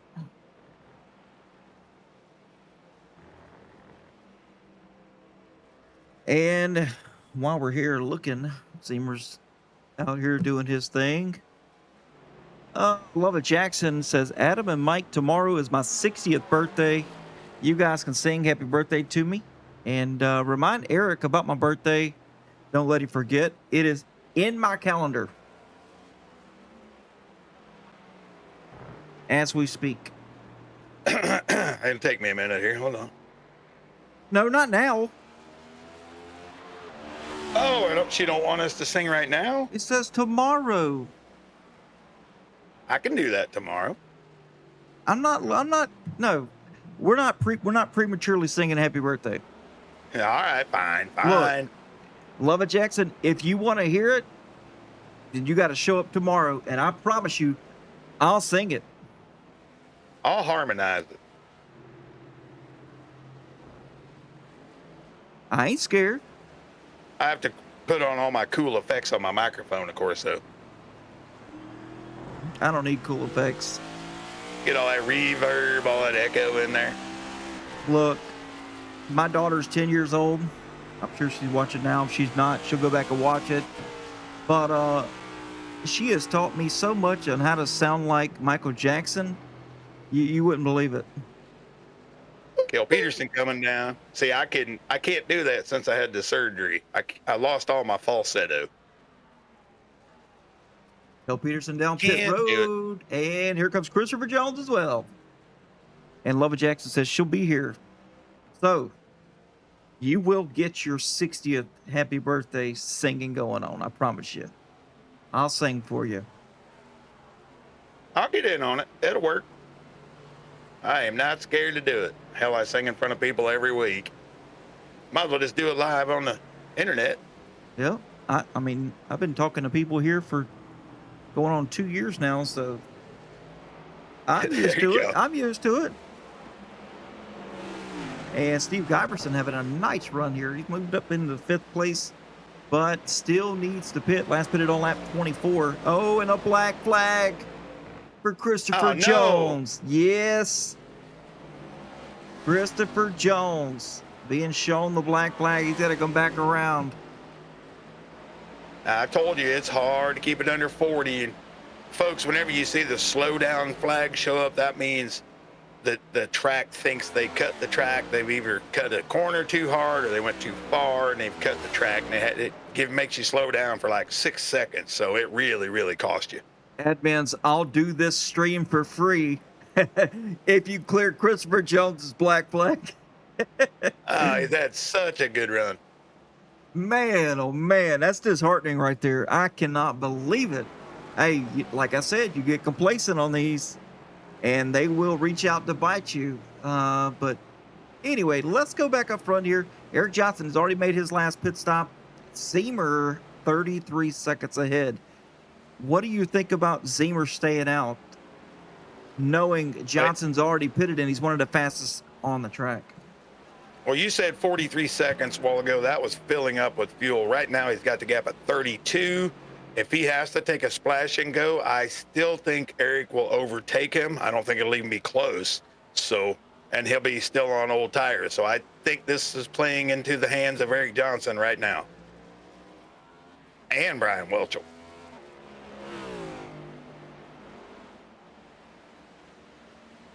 Yeah, I think Brian Welchel is going to have a really good shot here to finish somewhere in the second or top 3, really.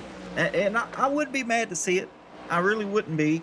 He's giving these guys in the point standings a really good run for their money. As Christopher Jones just entered pit road here to serve his penalty. Should be a stop in the box here. I mean, Eric Johnson just took off 2.5 seconds in one lap. So he is rolling right now. Almost one of his fastest laps of the race, a 1 minute 49.87. His fastest 1 minute 49.75. So his tires are getting hot here. And it's Ronnie Welchel being shown a slowdown here. Looks like he may have cut the the bus stop. The bus stop. Yep. I've seen that a couple times. That's real easy to do. You get a little too far inside on the curbing or something like that. Doesn't take much.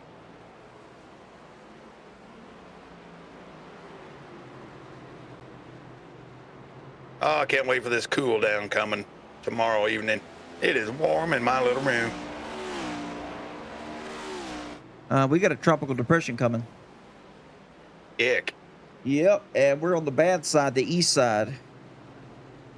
Well, it's like that meme where I live. I don't have crocodiles. I don't have hurricanes. I don't have any of that stuff. I just get blizzards. And tornadoes. And we do get the naders once in a while. There's no question about that.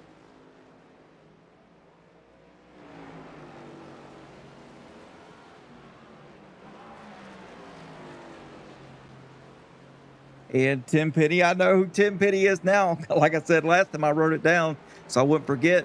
Stevens, what's going on? Yep, you'll be waiting for it also. It'll be nice for sure. It was 112 today in my little town. Our heat index was 103. It was like 93, but the humidity's unreal right now. Eric Johnson now cut out to 30 seconds here from him to Zemer. Zemer has to pit. He has no choice but to pit. And Tina says we have a heat advisory. Yes. I'm not a fan of the heat. I'll take the cold any day. I cannot wait till I'm broadcasting Outcast Motorsports here in the wintertime. And it's nice, nice and cool. I like it. I mean, our winter here is like 50 degrees. 40, yeah, I'll be complaining. 40 maybe. Complaining when our winter hits. There's no doubt about that. But I've been a truck driver for 30 years. This will be the first time in about 30 years I don't have to go drive in it. Well, that's exciting. Anyway, David K. Force in the 11th spot. He's having a good run here. He's trying to close down Drew Calvert. I mean, they've kind of been swapping times back and forth. Been watching him here for a couple of laps. As Tina says, it's hit 112 here today too. Yuck, man. Yeah, it sucks. And where y'all located at, Tina? Not too, just be vague about it. Just say United States or something. Yeah, Southern U.S. Oh, Missouri, Northwest Missouri. Gotcha. Oh, that's right. Yeah. Yep, that's right. I knew it was up there by you. I just couldn't remember if it was Illinois or yeah, it's just Missouri. Been miserable with the humidity around here. You can't take a shower. You can't dry off if you tried. I miss the sweat bees. I don't know if you know what a sweat bee is. Oh, I've seen about 40,000 of them this weekend. Well, sorry, folks, we're not. Yep, I know we're in the boring part of the race here, where fuel strategy is taking effect here, and everybody's Brian Zemer with an issue there, kind of slowed way down, but everybody's trying to either make it long way, splash and go. Some people's already taken their pit stops, but everybody's spread out here. Oh, Roddy Welchel slideways back there in the back. Oh man, we got to go back and watch that. I don't know what was going on there, but it looked like I was watching a drift event. Yeah, that corner is tougher than everybody thinks. That little left-hander is all it looks like, but it's 90 degrees. It's a tough little corner. Clip it. And here we go. Watch Ronnie Welchel. As he comes out of this corner, goes down this straightaway. Skirt. That's all I saw. Yeah. That's all I saw. It drifted it down the turn 10. Bias to the front, my man. Tokyo Drift, yep. Looking like Dominic Toretto over here.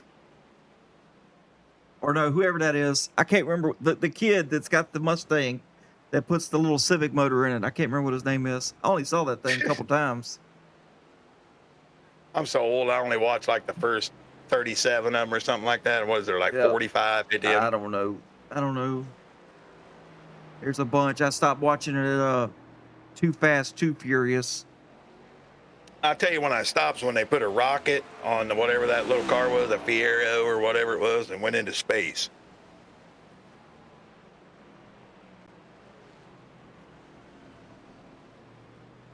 That's when I said that's enough. Well, the very first Fast and Furious kind of got me when they're, racing down the street here and they shift 30 times and they still hadn't That's reached true. they still hadn't reached 80 miles an hour yet. Yeah. It's kind of Love like it. the old shake and bake, right? When you drop her down a gear when you're already wide open. That's a Yep. good time. Hey, I've seen some guys here in the Outcast do that too. Money shifting. Who was that? Not too long. A couple weeks ago, somebody did that out front. Who was that? I'm gonna have to go back and watch the broadcast. I Do can't not remember. remember. Well, I ain't gonna lie. I did it coming out of the bus stop the other day practicing.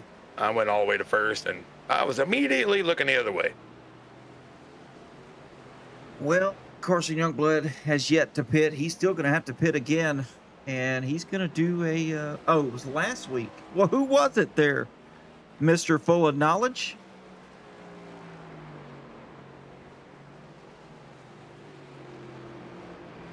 Yeah, I There's don't remember Carson who. Youngblood coming down pit road. Yeah, leaving the third place position, coming down to pit. As Kel and Brian Welch will go by, Jacob Ainsworth as well. Jacob's catching them. Yeah, old B Dub's gonna have to pit again as well. It's showing he's only pitted one time. Yes, sir. Ainsworth and Kel Peterson here, they have pitted. They're good to go. Last pitted on lap 34 and 35.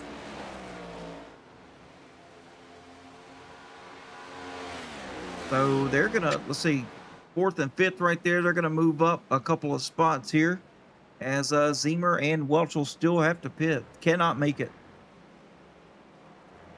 No, I don't think they can make it. I don't know if Zemer can. He waited a long time, so we're gonna wait and see. The gap is 25 seconds still, but Yeah. just have to see if he can baby this thing home. If he can, he'll have a good shot. 15 laps to go. When did they last pit? So Zemer last pitted on lap 23 there, Brock. Johnson, Peterson, Ainsworth, Boyce last pitted on lap 34. Yeah, you have to take a splash and go. Zemer, he's gonna have to pit here, and they'll probably pit here with the next lap, I would say. Yep, that's going to put it in the hands of Eric Johnson. It's only 25 Oh. seconds to gap. Yes, Brock. We should have pitted couple laps prior or couple laps before this. Christopher Jones back down on pit road. Yeah, pitting late is not the key. Well, Johnson's got last put it on lap 34, and he's down to 25 seconds now. So Johnson will definitely, I can promise you this, will take the lead. And it's his to lose, but it's also his to win. Johnson's been very, very good today. So hopefully he doesn't get caught up in a mistake here. And he should walk away with this thing. Did something else happen to Christopher Jones? He is making another pit stop, which He's I don't know, damaged he he is must- damaged oh, yeah. on the left front. And we're going to take a look at it right here, folks. Yeah, I was trying to find it. Brian Welch on pit lane now. And I believe this is it. Yep, that's it. That's what I thought. Okay. Yeah. The only saving grace is he got the padding. He didn't get, or the whatever they are, the tires or whatever it is, but he got those instead of the Armco, or he'd been completely done, which he still may be.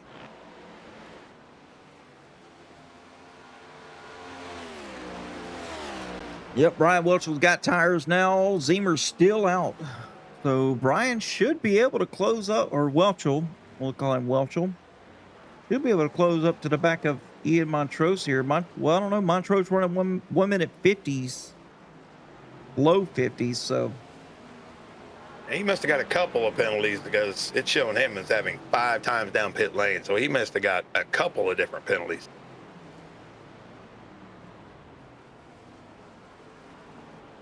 Up 13 spots though, can't complain. sorry about that, Tank Man. We talked about you for a second, and then that was it. 10 minutes of damage. Oof, that's terrible. Yeah, Montrose pitted 5 times down pit road and still running into the 7th spot. Yeah, that's the sad part, right? Yeah. I mean, he's in 7th. Hope y'all enjoyed the interview we had with him. Had to bleep a little bit of stuff as we talked about the World Cup. But other than that, I thought he did a really good interview. Hey, what about my interview? I don't know if anybody heard it. Nobody said anything except Eric Johnson said, "Oh, it was a good interview." I liked it. I hope I showcased the Outcast brothers well. I thought it was nice. Thank you, sir. Appreciate that. I was, Ian, they call him the Bulldog. You didn't know what kind of person I'd get on there. I didn't know what he looked like or anything, but he was very forthcoming. And, I enjoy that out of guys. They're not scared to talk a little bit, but we did get a little spicy on the language there for a second. I had to put my high-tech beeps in there. My mother-in-law watches, and I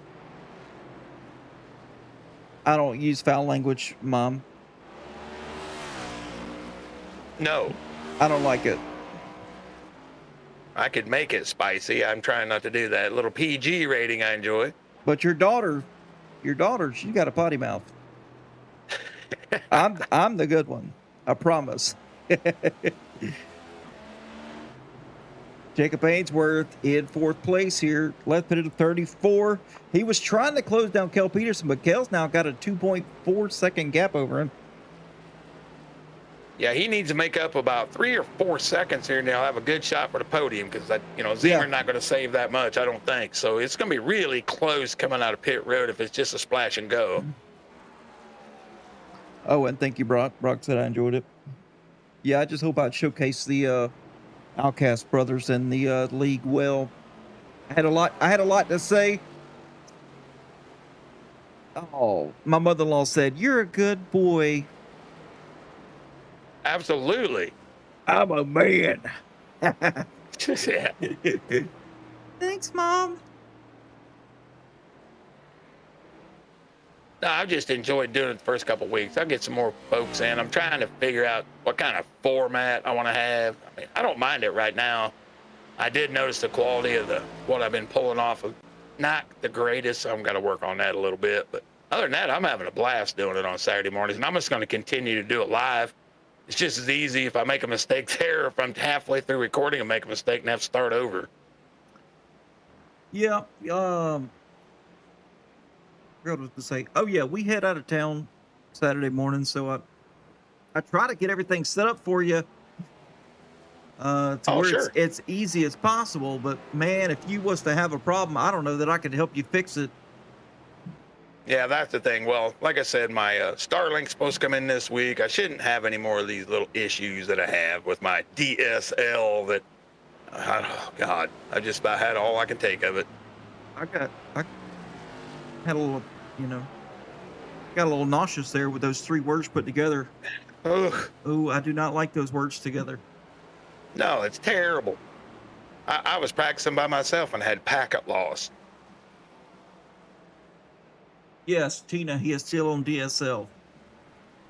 True story. True story. I live in the middle of nowhere.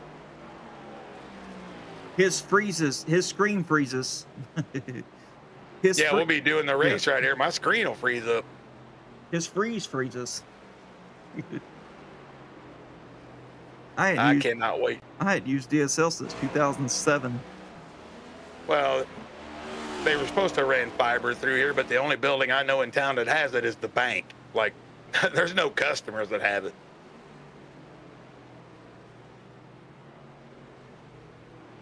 All right, so Brian Zemer still out. I'm just blown away at this. The 55 still leading the way. Love that paint scheme though, Shark Week. I am a huge fan of Shark Week. I mean, absolute huge fan.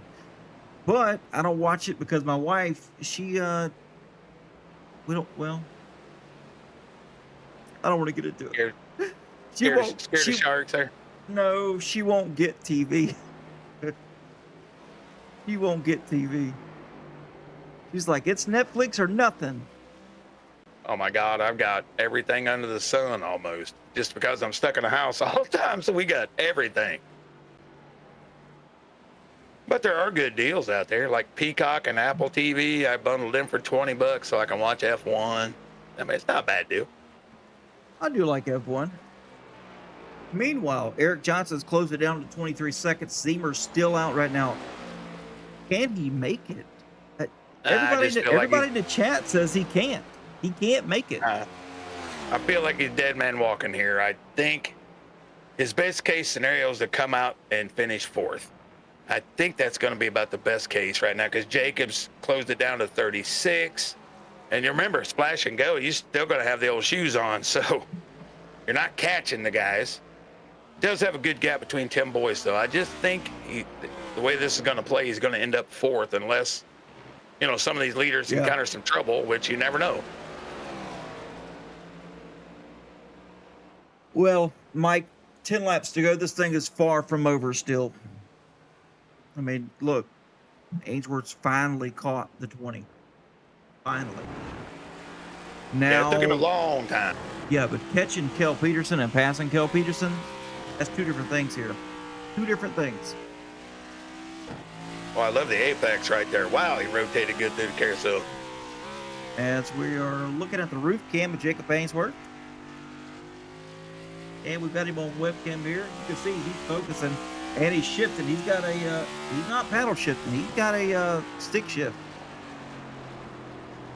No, I never did go to that. I guess I probably should have. I still don't know what that door is for. He showed the door. He said, hey, here's my door. And I just don't know what the door is for.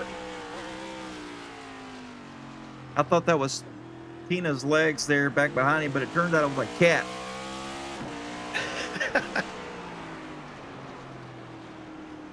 Like I kept seeing what I thought was a blanket moving. I'm like, okay, she's sitting back there, but I'm like, it's hot in that room.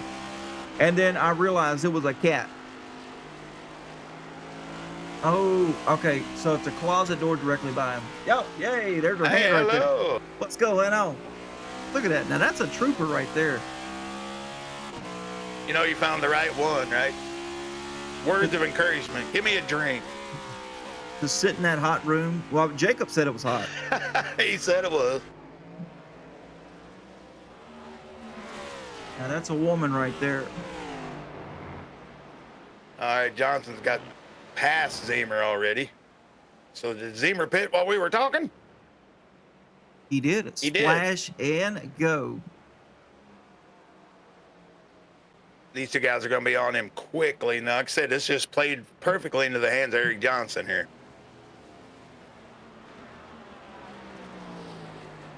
Well, I still think, I don't know. It's kind of hard to tell here. Zemer did a little stop. Kel Peterson right there on him, though. I mean, you can see they're close. He is in danger here of losing the podium. I mean, he did the only thing he could do is come down and do it early enough. But these guys got the little bit better shoes, so we're going to see what he's got. She said, do get hot in here. I believe it. My little room's hot. Oh, and Zemer up out of the track. And around they go. There's one, and there's the 74. And just like that, Zemer has lost the podium. Now, I just had that feeling. It's up between Ainsworth and Kel Peterson here. There's going to be a battle between these two guys. A hard battle. Oh, yeah, it's one slip away from one guy pulling away or one guy taking the second position. Well, I can tell you this. If Ainsworth gets in front of him, I can promise you he's not going to look back. Ainsworth he is not a mirror driver whatsoever. He does not worry about what's going on behind him. That would have been very close to a slowdown, but I guess he's not going to get it. Oh, Jacob.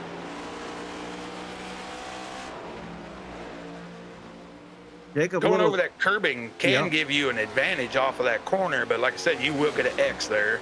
But if you go too far, you'll get a cutting the track penalty. Yeah, Brock, great battle here for second. I mean, if these two guys get side by side again, that's going to bring Zimmer right up in the mix. Yeah, he's not As falling away like I thought he might.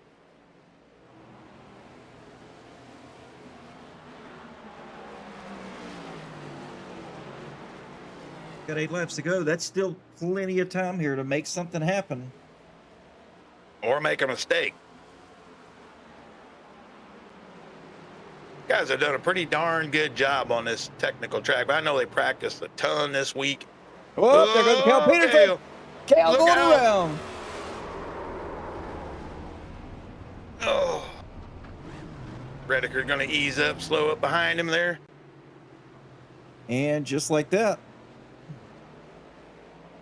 Yeah, Redeker stopped there for Cal to let him get back by. I feel like a prophet, and I don't want to be, but like I said, there's still plenty of time to make a mistake, and there it was. Well, now Zimmer's moved back up into third here. Jacob Ainsworth, 12 seconds back. There's no way he's going to catch Eric Johnson. So what he needs to do, man, there's a lot of gravel right there on that track. But what Ainsworth needs to do is just stay in, lock in, focus. Yeah, the curse hits Kel once again. Don't worry, we're gonna take a look at it. Even though we saw it live here, you saw it here first, folks. Don't make us start talking about the 74. I'm gonna do it. We'll do it just to test the theory.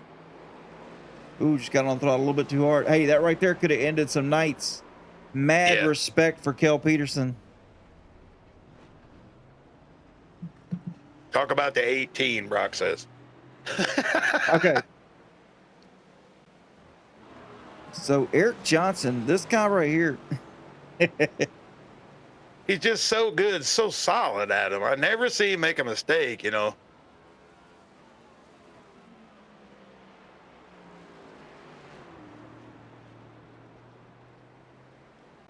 I mean, the gap is closed down now under 12 seconds.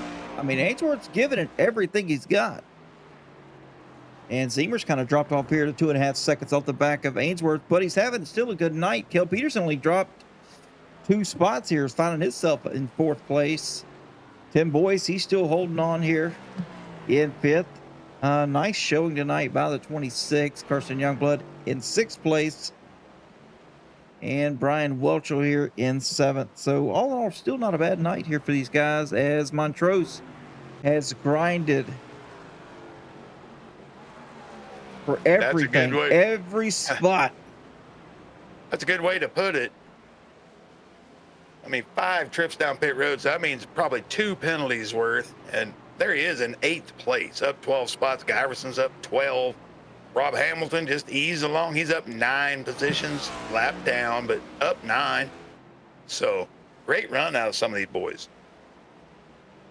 Yeah, I'm definitely proud of the attrition we have seen today.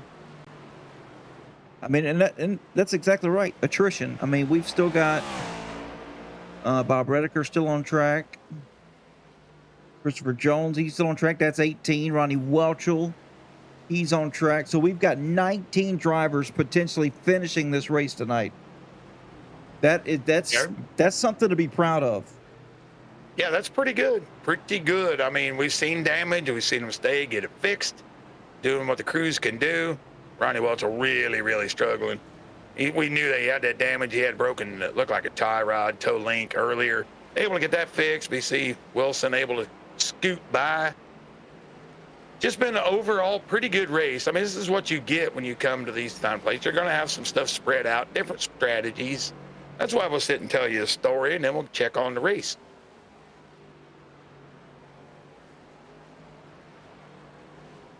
Well, we're almost down to 5 laps to go here. Coming to 5 laps to go as he's coming up through turn 10 and 11 right now. Put us to just a handful of laps, literally. Eric Johnson doing a good job. Ainsworth, though, closed the gap up now to 11 seconds. Still not going to catch him, but it's close. No, Eric's still going hard. I mean, he's still running 151s on 15, 16-lap tires, so doing a good job, still pushing, staying in a rhythm. You don't really want to get out of your rhythm. You want to stay in your rhythm, do what you've been doing. If it feels good, just keep on going.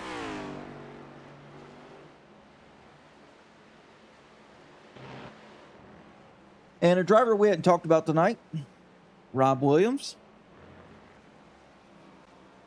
He has shown some real good pace tonight.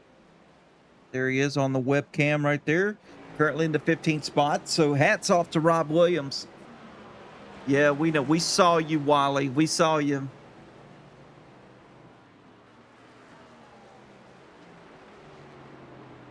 That's what we like to call in the biz.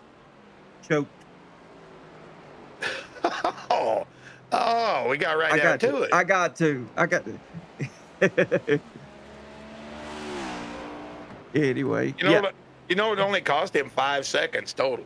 I know that. Yeah, he did. He whipped it back around. I mean, he's going to finish in the 4th spot. I mean, that's still not bad. That's going to be good for the point standing. Yeah, for getting out of the way, stopping. I mean, 5 seconds, that's not too bad. And he has the fastest lap of the race, a 1:49.07. So at one point, he was really laying the pressure on him.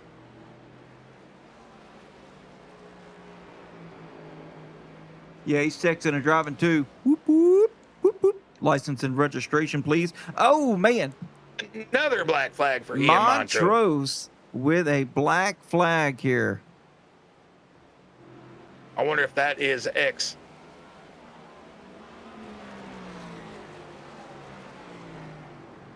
Too many trips over the curb, too many trips cutting corners or Definitely something could possibly. Be. That's unfortunate. If that happens, he's gonna be pushed himself outside. Yep, incident points is exactly what we were thinking. Oh, he's sideways. Yeah, incident points is what we were thinking, Brock. But if that's the case, that's going to put him outside the top 10, Mike. Yeah, man, you work your way through 2 penalties, work your way up into a decent finishing position, and then here you go. It's going to cost him probably, let's see, every bit of all the way down to 12th, 13th position.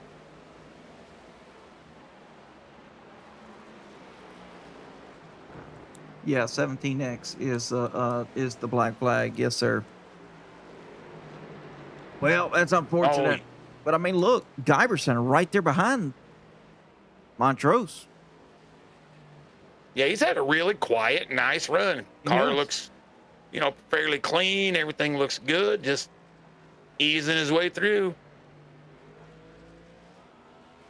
Yeah, super proud of Steve Giberson tonight. See, there's still little things about the league I didn't know. So you guys actually just use the iRacing setting for X. That's one great way to do it. Oh, yeah. And really do not veer. I mean, season 1, the rules were set, and they really have not changed. I mean, we're talking like minute changes here through all the way through season 5. Well, that's the way to go. Consistency. Yeah. Oh, and Brock the Troll, you're exactly right. Yeah.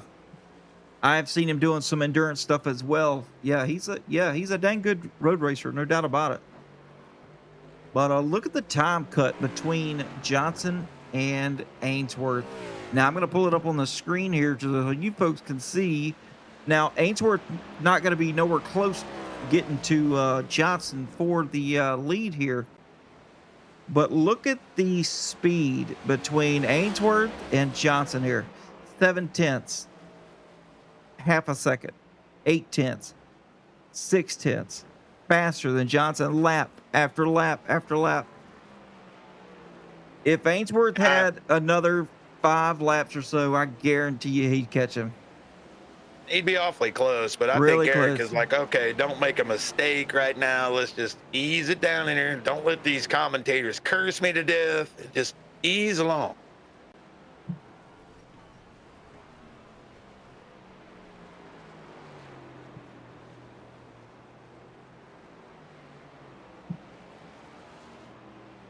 And Jacob Ainsworth now 10 seconds ahead of Brian Zemer. The gap has really been put on Zemer after that little splash and go that he had.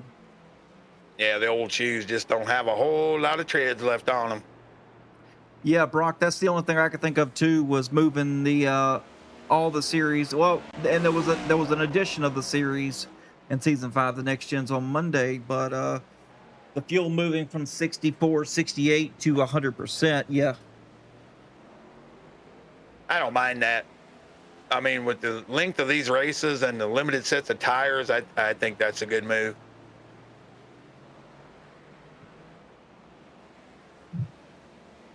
Really wish I could get my league talked into less tires, but we run stages, so that's what you get. Bunch them up, and everybody's got freshies. That's true. Kel Peterson still in the, well, he's 10 seconds ahead of Timothy Boyce. Timothy having a good run here. Yeah, the pole sitter showed great speed early, but once the tires kind of got to him, started to make a few mistakes, lost quite a bit of time, and then, you know, still going to finish well, though. Top 5 is a good finish.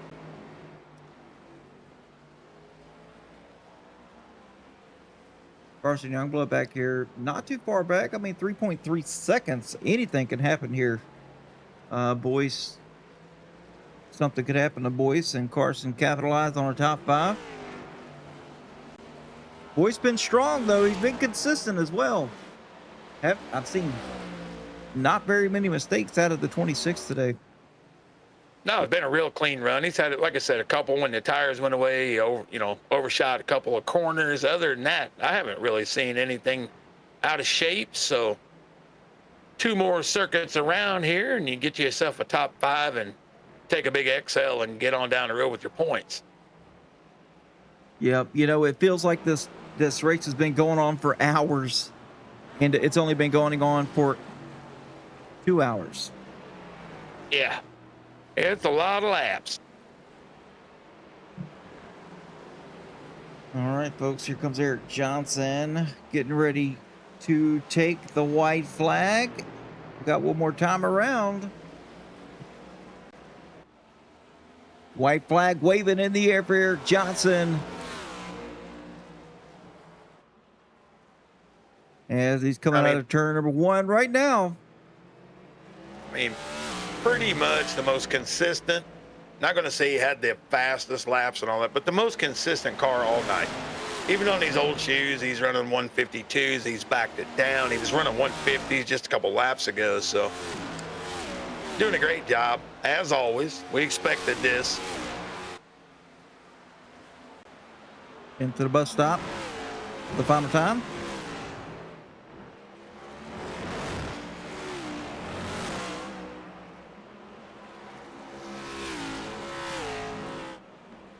They'll go for about bid it right there. Didn't even get to use my cameras.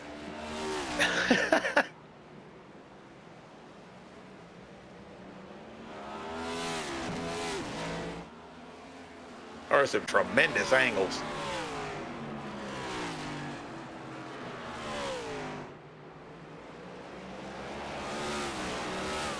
And I even got a drone cam set up. Look at my drone cam. Ooh.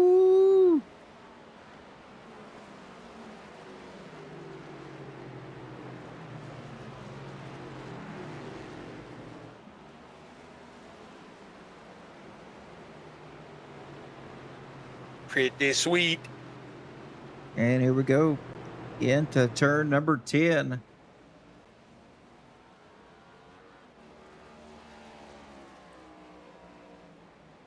to be a great angle right here to see the 18 cross the start finish line.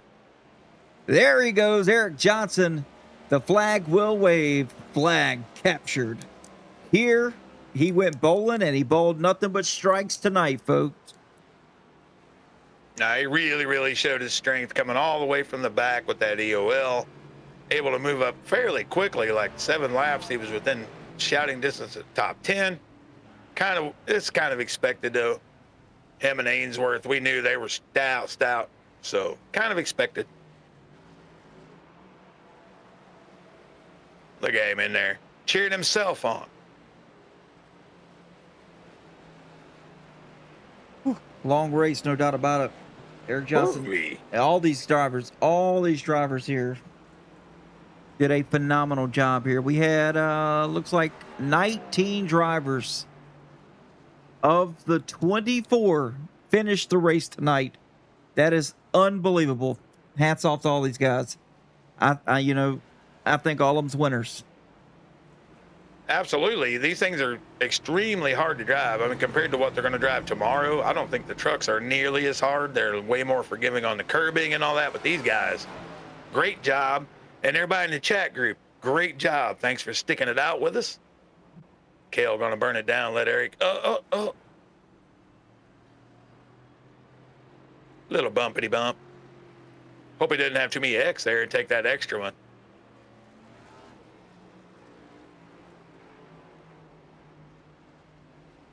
Yeah, Brock the Troll. I was running them the other day just to see how they felt. Yeah, they are light through the S's. That's for sure. Those trucks tomorrow, but you can drive them in way deeper.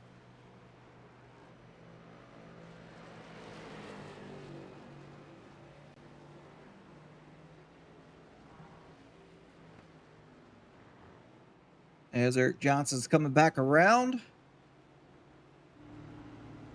He's going to do some celebrations here for everybody on the front stretch.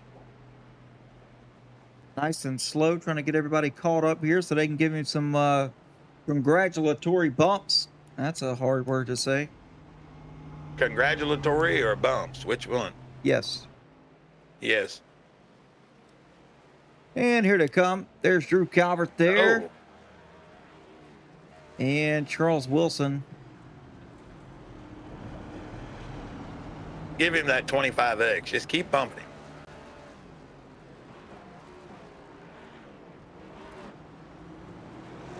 Very nice run out of all these guys.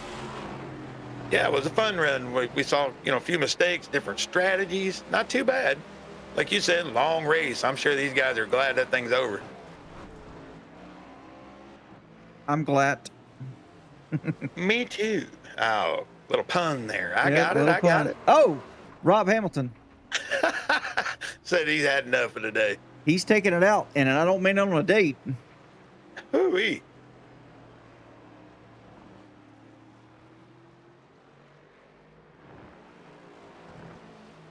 Yeah, this track will do that to you. It's like, oh my God, 2 hours of that. I told you I'd had a cramp right in the front of my shin bone right there, pretty sure. I wouldn't have raced it. I wouldn't have raced it.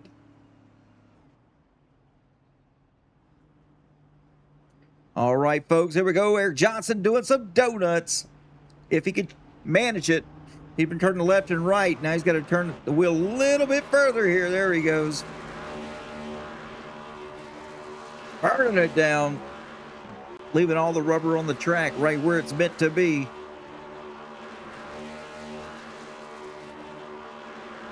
Well, he's got a lot of practice at this, so.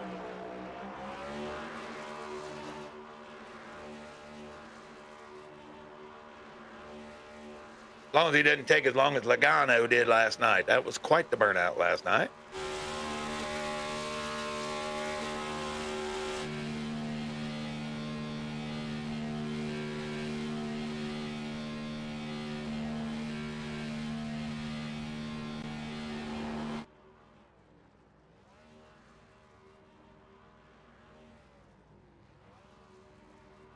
Drone coming around, getting that nice footage of the 18.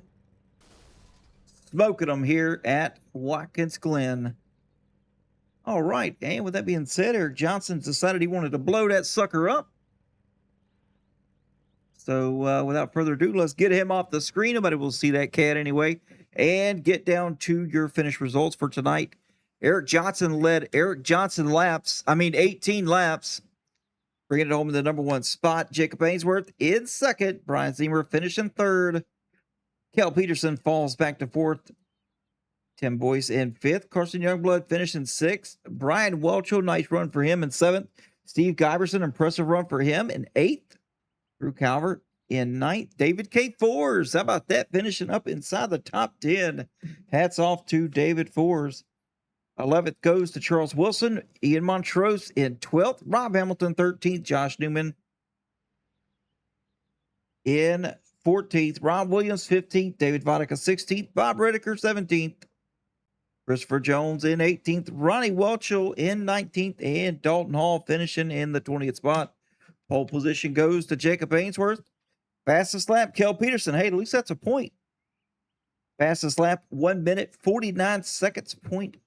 071. Eric Johnson leading the most laps, 18, and Steve Giberson with the hard charger of 13 positions.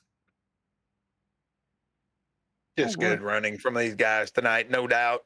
Strong runs for several guys that are all, I think they were all a little worried about it, but she made her through, boys. Definitely. All right. So with that being said, let's slide over a little bit, get to the booth, and let's drag Brian Zemer in, and I'll get him. Brian Zemer, the Glad Dad, and Mike McKinnon in the booth. How are we doing tonight? Oh man, I'm doing good. Talking to you guys is always a good thing. Well, I'm not going to deny that. We saw a little late pit stop here from the 55. You got just a little splash there, but looks like the tires actually got you there at the end of that thing. Yeah, I couldn't decide whether to pit a little earlier and put tires on or just splash of gas.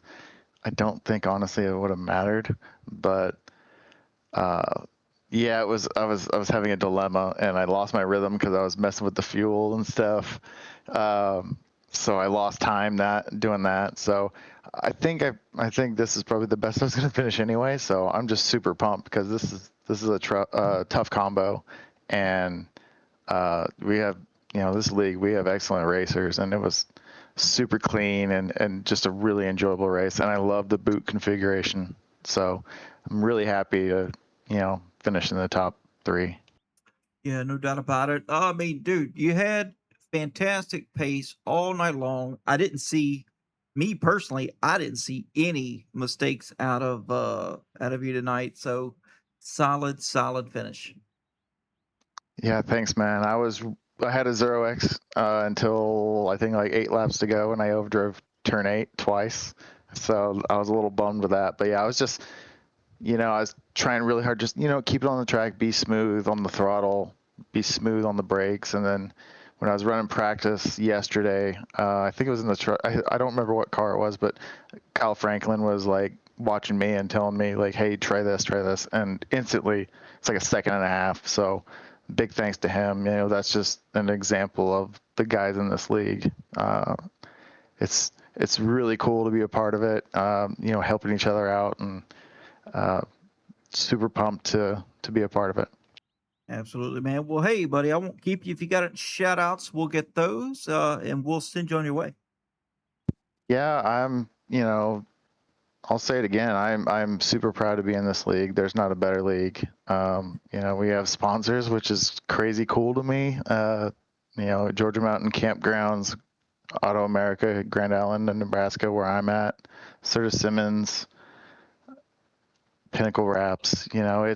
It's a pleasure to race with these guys. 3 times a week. It's something that I didn't think I'd have in iRacing, and I couldn't imagine not having this league now, because it's just such a pleasure, and the improvement is off the charts, and I'm just really proud to be a part of it. Absolutely, man. Great shout outs as always, and we'll catch you soon. Probably tomorrow night, right? You gonna sucker yourself into doing this again? Yeah, I'll be running that bright pink truck and trying to keep the back end from coming around, because they are light in the back on the trucks this week. So that's what I'm talking about. Yeah, it's going to be a little squirrely, but yeah, I'll be there. Awesome, man. All right, buddy, we'll take it easy, and we'll catch you next time. Yeah, thanks, man. You're the best. Did you hear that? He said I'm the best. I did. No comment. All right, folks, let's get in. Jacob Ainsworth here and Mike McKinnon. Go ahead and lead this guy.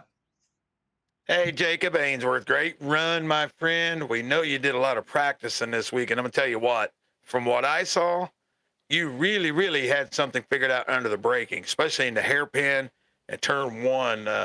Just kind of explain how I just watched all night where you were just able to dive that thing, keep it under control, man. You just look fantastic under braking. That was probably the thing I was focused on the most.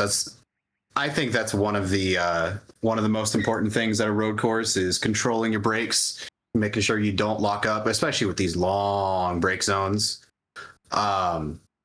Just keeping the tires under you is so critical that a single lockup could be 2-3 laps where you're losing 4-5 tenths a lap compared to where you would have been. And so that's something I've been practicing in all the trucks, the cars, and the truck at the Glen. And I think the next gen just responded incredibly well to my braking technique and how I set the brake bias and everything like that. And I gotta be honest, I gotta shout out Kyle Franklin for giving me a few pointers there on the tips on the brakes before we actually took the green flag. He helped me figure out the last little bit I needed to get this car fast. Well, it was definitely fast. We saw, several really, really quick laps, almost, as fastest lap of the race, not quite, but that's what impressed me most with the field tonight. These elevation changes, people don't take that into accountability enough, especially like coming out of the carousel. That is a really slippery left-hand corner there, but you guys were able to negotiate it. And then whatever you got figured out in the hairpin, man, that you were honestly just probably the fastest guy through there all night. Honestly, the only thing I was really thinking there is to just take it easy and not overdrive it, because I know how easy it is to snap this thing around, especially on a corner like that. And I guess I just set up a run on the exit and got it down every lap, and it worked out. Now, of course, I wasn't there on the strategy, but that's a whole other thing. Yeah, it was a lot of differing strategies, that's for sure. But overall, great race, great points nights for you. And I'll tell you what, Jacob, I'll let you go ahead, do your shout outs, and tell everybody who makes this possible for you. Well, I gotta give a huge shout out to my fiance sitting here with me. You said it on the broadcast. I'm in a hot room, just like most of us, if not all of us. And she's in here enduring it with me. She's been in the chat the whole time too. Got to give a huge shout out to Half Moon Designs. They're the title sponsor for the next gens. I got to give a huge shout out to Georgia Mountain Fairgrounds, Auto America, Grand Island. We got Jackie Jones, Serta Simmons, Dalton Hall Construction. Dalton Hall running incredibly well up until that one little mistake on the downhill you pointed out. All it is cold tires, and that's all it takes. We got LuLaRoo. We've got Outcast Custom Apparel. We've got Pinnacle Wraps. Got to give a huge shout out to all the Outcast guys on track tonight. It was incredibly respectful racing, and it's so easy to have a huge track blocker at a fast track like this where the car is on edge a lot of the time. None of that happened at all. There was only a few minor incidents, a couple spins, a couple dings in the wall, nothing enormous. And that's a huge testament to them and all their skill on track and car control. Got to give a huge shout out to everyone watching in Twitch chat. Got to give a huge shout out to Outcast Motorsports Network. That's you guys up there. What good's a broadcast if, no one's watching and no one's talking over it and narrating and cutting to the interesting bits, So you're doing awesome up there, both of you. Incredible work like always. And thank you all so much. We appreciate it, Jacob. And congratulations again on your second place finish. And that will bring us to Adam. And he's going to bring your winner, Eric Johnson, into the booth.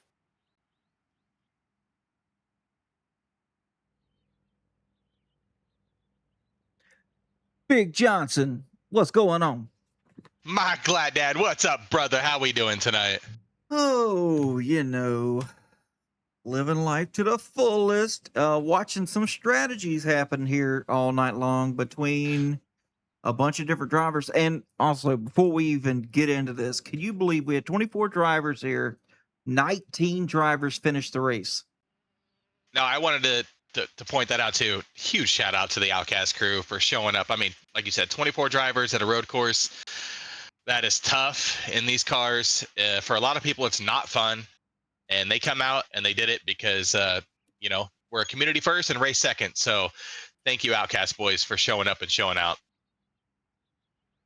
Ain't no doubt about it. And walk us through what you were thinking there as far as pitch strategy. Did anybody kind of twist your arm as far as strategy go, or did you come in here with kind of a strategy in mind? I already kind of came in with a strategy in mind because I knew with the EOL I'm starting in the back, so we're already kind of traffic heavy anyways. And even if people are still being respectful, letting you by, you're still losing time as you're trying to flow through traffic. So I knew that I was going to be on a shorter pit strategy on the first one. And I also realized just in the practice this week that with this last update, that with the tire change, if you just change straight tires, no fuel, you're only 9.4 seconds. So I knew that I could take tires and full fuel on that first stop, even with the short pit, not lose any time. And I think that was kind of the beginning of my strategy that set me up to be in position where I was. Well, you know what? We were watching 43 seconds was your pit stop there. Uh, the longest one, of course, for you. That's total pit stop time. And we were kind of looking around. I'm like, okay, well, I'm going to use yours as a kind of an average here. And was watching some of the guys you were in front of, chasing them down. I was like, okay, well, he's 44 seconds. He needs to go another lap or two. And then you did go another lap or two. You got it down like 38, 39. And then next thing you know, you're in front of them after the pit stop Yeah, cycled through. it was pretty interesting after the first cycle. I mean, with these next gens, the tires don't fall off quite as much as some of the other cars, but there was tire fall off and time fall off. So with my short pit, I was able to close the ground to Dalton, and Dalton came out right in front of me. And I was out there with, I mean, I'm already on 8-9 laps, settled in. We got our line. And I was like, I'm just going to pressure Dalton as if we can't put him into a mistake. And, sure enough, he's trying too much going into the downhill, locked him up and put himself in the wall. And, that was one of our biggest competitors tonight. And we just tried to put a little pressure on him and he kind of cracked. And so we got lucky with that. Absolutely, man. Well, we won't keep you. If you got any shout outs or any other sponsor call outs or anything like that, let's get those. And we'll send you down to Victory Lane, also known as the Incident Review Room. Yeah, right. The incident review room. Now, first and foremost, all our guys that show up week after week, we've built something great here, and we couldn't do it without each and every one of the guys that show up and just put in time, practice, race, whatever it is. You guys, you and Mike, I mean, everybody in the community, not just the guys that race, all the people in the chat, all the family members. Like, it's a huge part of why we're so successful. And I think as clean and as fun as we've gotten is just the respect here. And so thank you everybody for that, of course. And then, we got a couple of shout outs as always. We got our title sponsor with Half Moon Designs. They've come on board this season, and we appreciate them. Our Tuesday night sponsor with Georgia Mountain Fairgrounds. We'll see us tonight in the truck or tomorrow night in the trucks, and that's going to be a whole different race. Those things are a little light in the rear, so that'd be fun to watch. And of course, our Thursday night sponsor with Grand Island Auto America. We appreciate them. But we got Jackie Jones, Serta Simmons, Dalton Hall, LuLaRoe, and you two up there in the booth, you and Mike. We appreciate all that you do and calling these races, making them fun. So thank you, guys. All right, buddy. Appreciate We'll it. talk to you later. Love you. Bye. Love you. Bye. All right. Well, that was Eric Johnson finishing in the number one spot. Jacob Ainsworth in second. And then you've got Brian Zemer there finishing up in the number 3 spot there. There you go. There's your podium finishers on the screen right there. And I'm going to throw this up as well. Oh, nope. Can't show both of them. Oh, I'm going to have to fix that next time. Anyway, folks. there it is. Mike, appreciate you coming along, being in that race analysis and the co-commentary for me. You truly bring the color to the broadcast. So from myself and all of Outcast, we appreciate you coming on board here. If you got any of the shout outs, we'll get those and I'll close it down. Well, my shout out's just to the fellas tonight. They did a great race. I would have liked to have seen Dalton Hall. What really, those cold tires just got him a little bit. I would have really liked to see what he had for Eric Johnson, but shout out to you with all these great camera angles tonight and everyone in the chat. Thank you for being interactive with us. Makes it fun for us as we can watch the race. So it's really just fantastic when you guys get interactive with us. So that's about it for me, Adam. I mean, I just appreciate the whole community being involved and staying with us for this long race. Hey, no doubt about it. But, we had 3 drivers here finish top 3. And they all gave shout outs to sponsors, but it's my job to do it as well as being a I would say a key part of this community, but one who loves this community. So we're going to give a shout out here to Half Moon Designs for sponsoring the Next Gen series here, a new series in season 5. Appreciate those or appreciate her coming on here with Half Moon Designs. Georgia Mountain Fairgrounds, our Tuesday night sponsor, and Auto America, our Thursday night sponsor. Also want to give a shout out to Pinnacle Wraps, Jackie Jones, Chrysler Dodge Jeep and Ram, Serta Simmons, LuLaRoe by Tammy Litweiler, Outcast Custom Apparel, and Dalton Hall Construction. Appreciate all of your sponsors coming on here and allowing us to do this thing every single week here for 13 seasons. But anyway, folks, that's going to be it for tonight with Mike and myself, the Glad Dad here, reminding you to stay fast, stay clean, and as always, it's okay to be an outcast. We'll see you next time, guys. Take it easy and good night. Bye bye.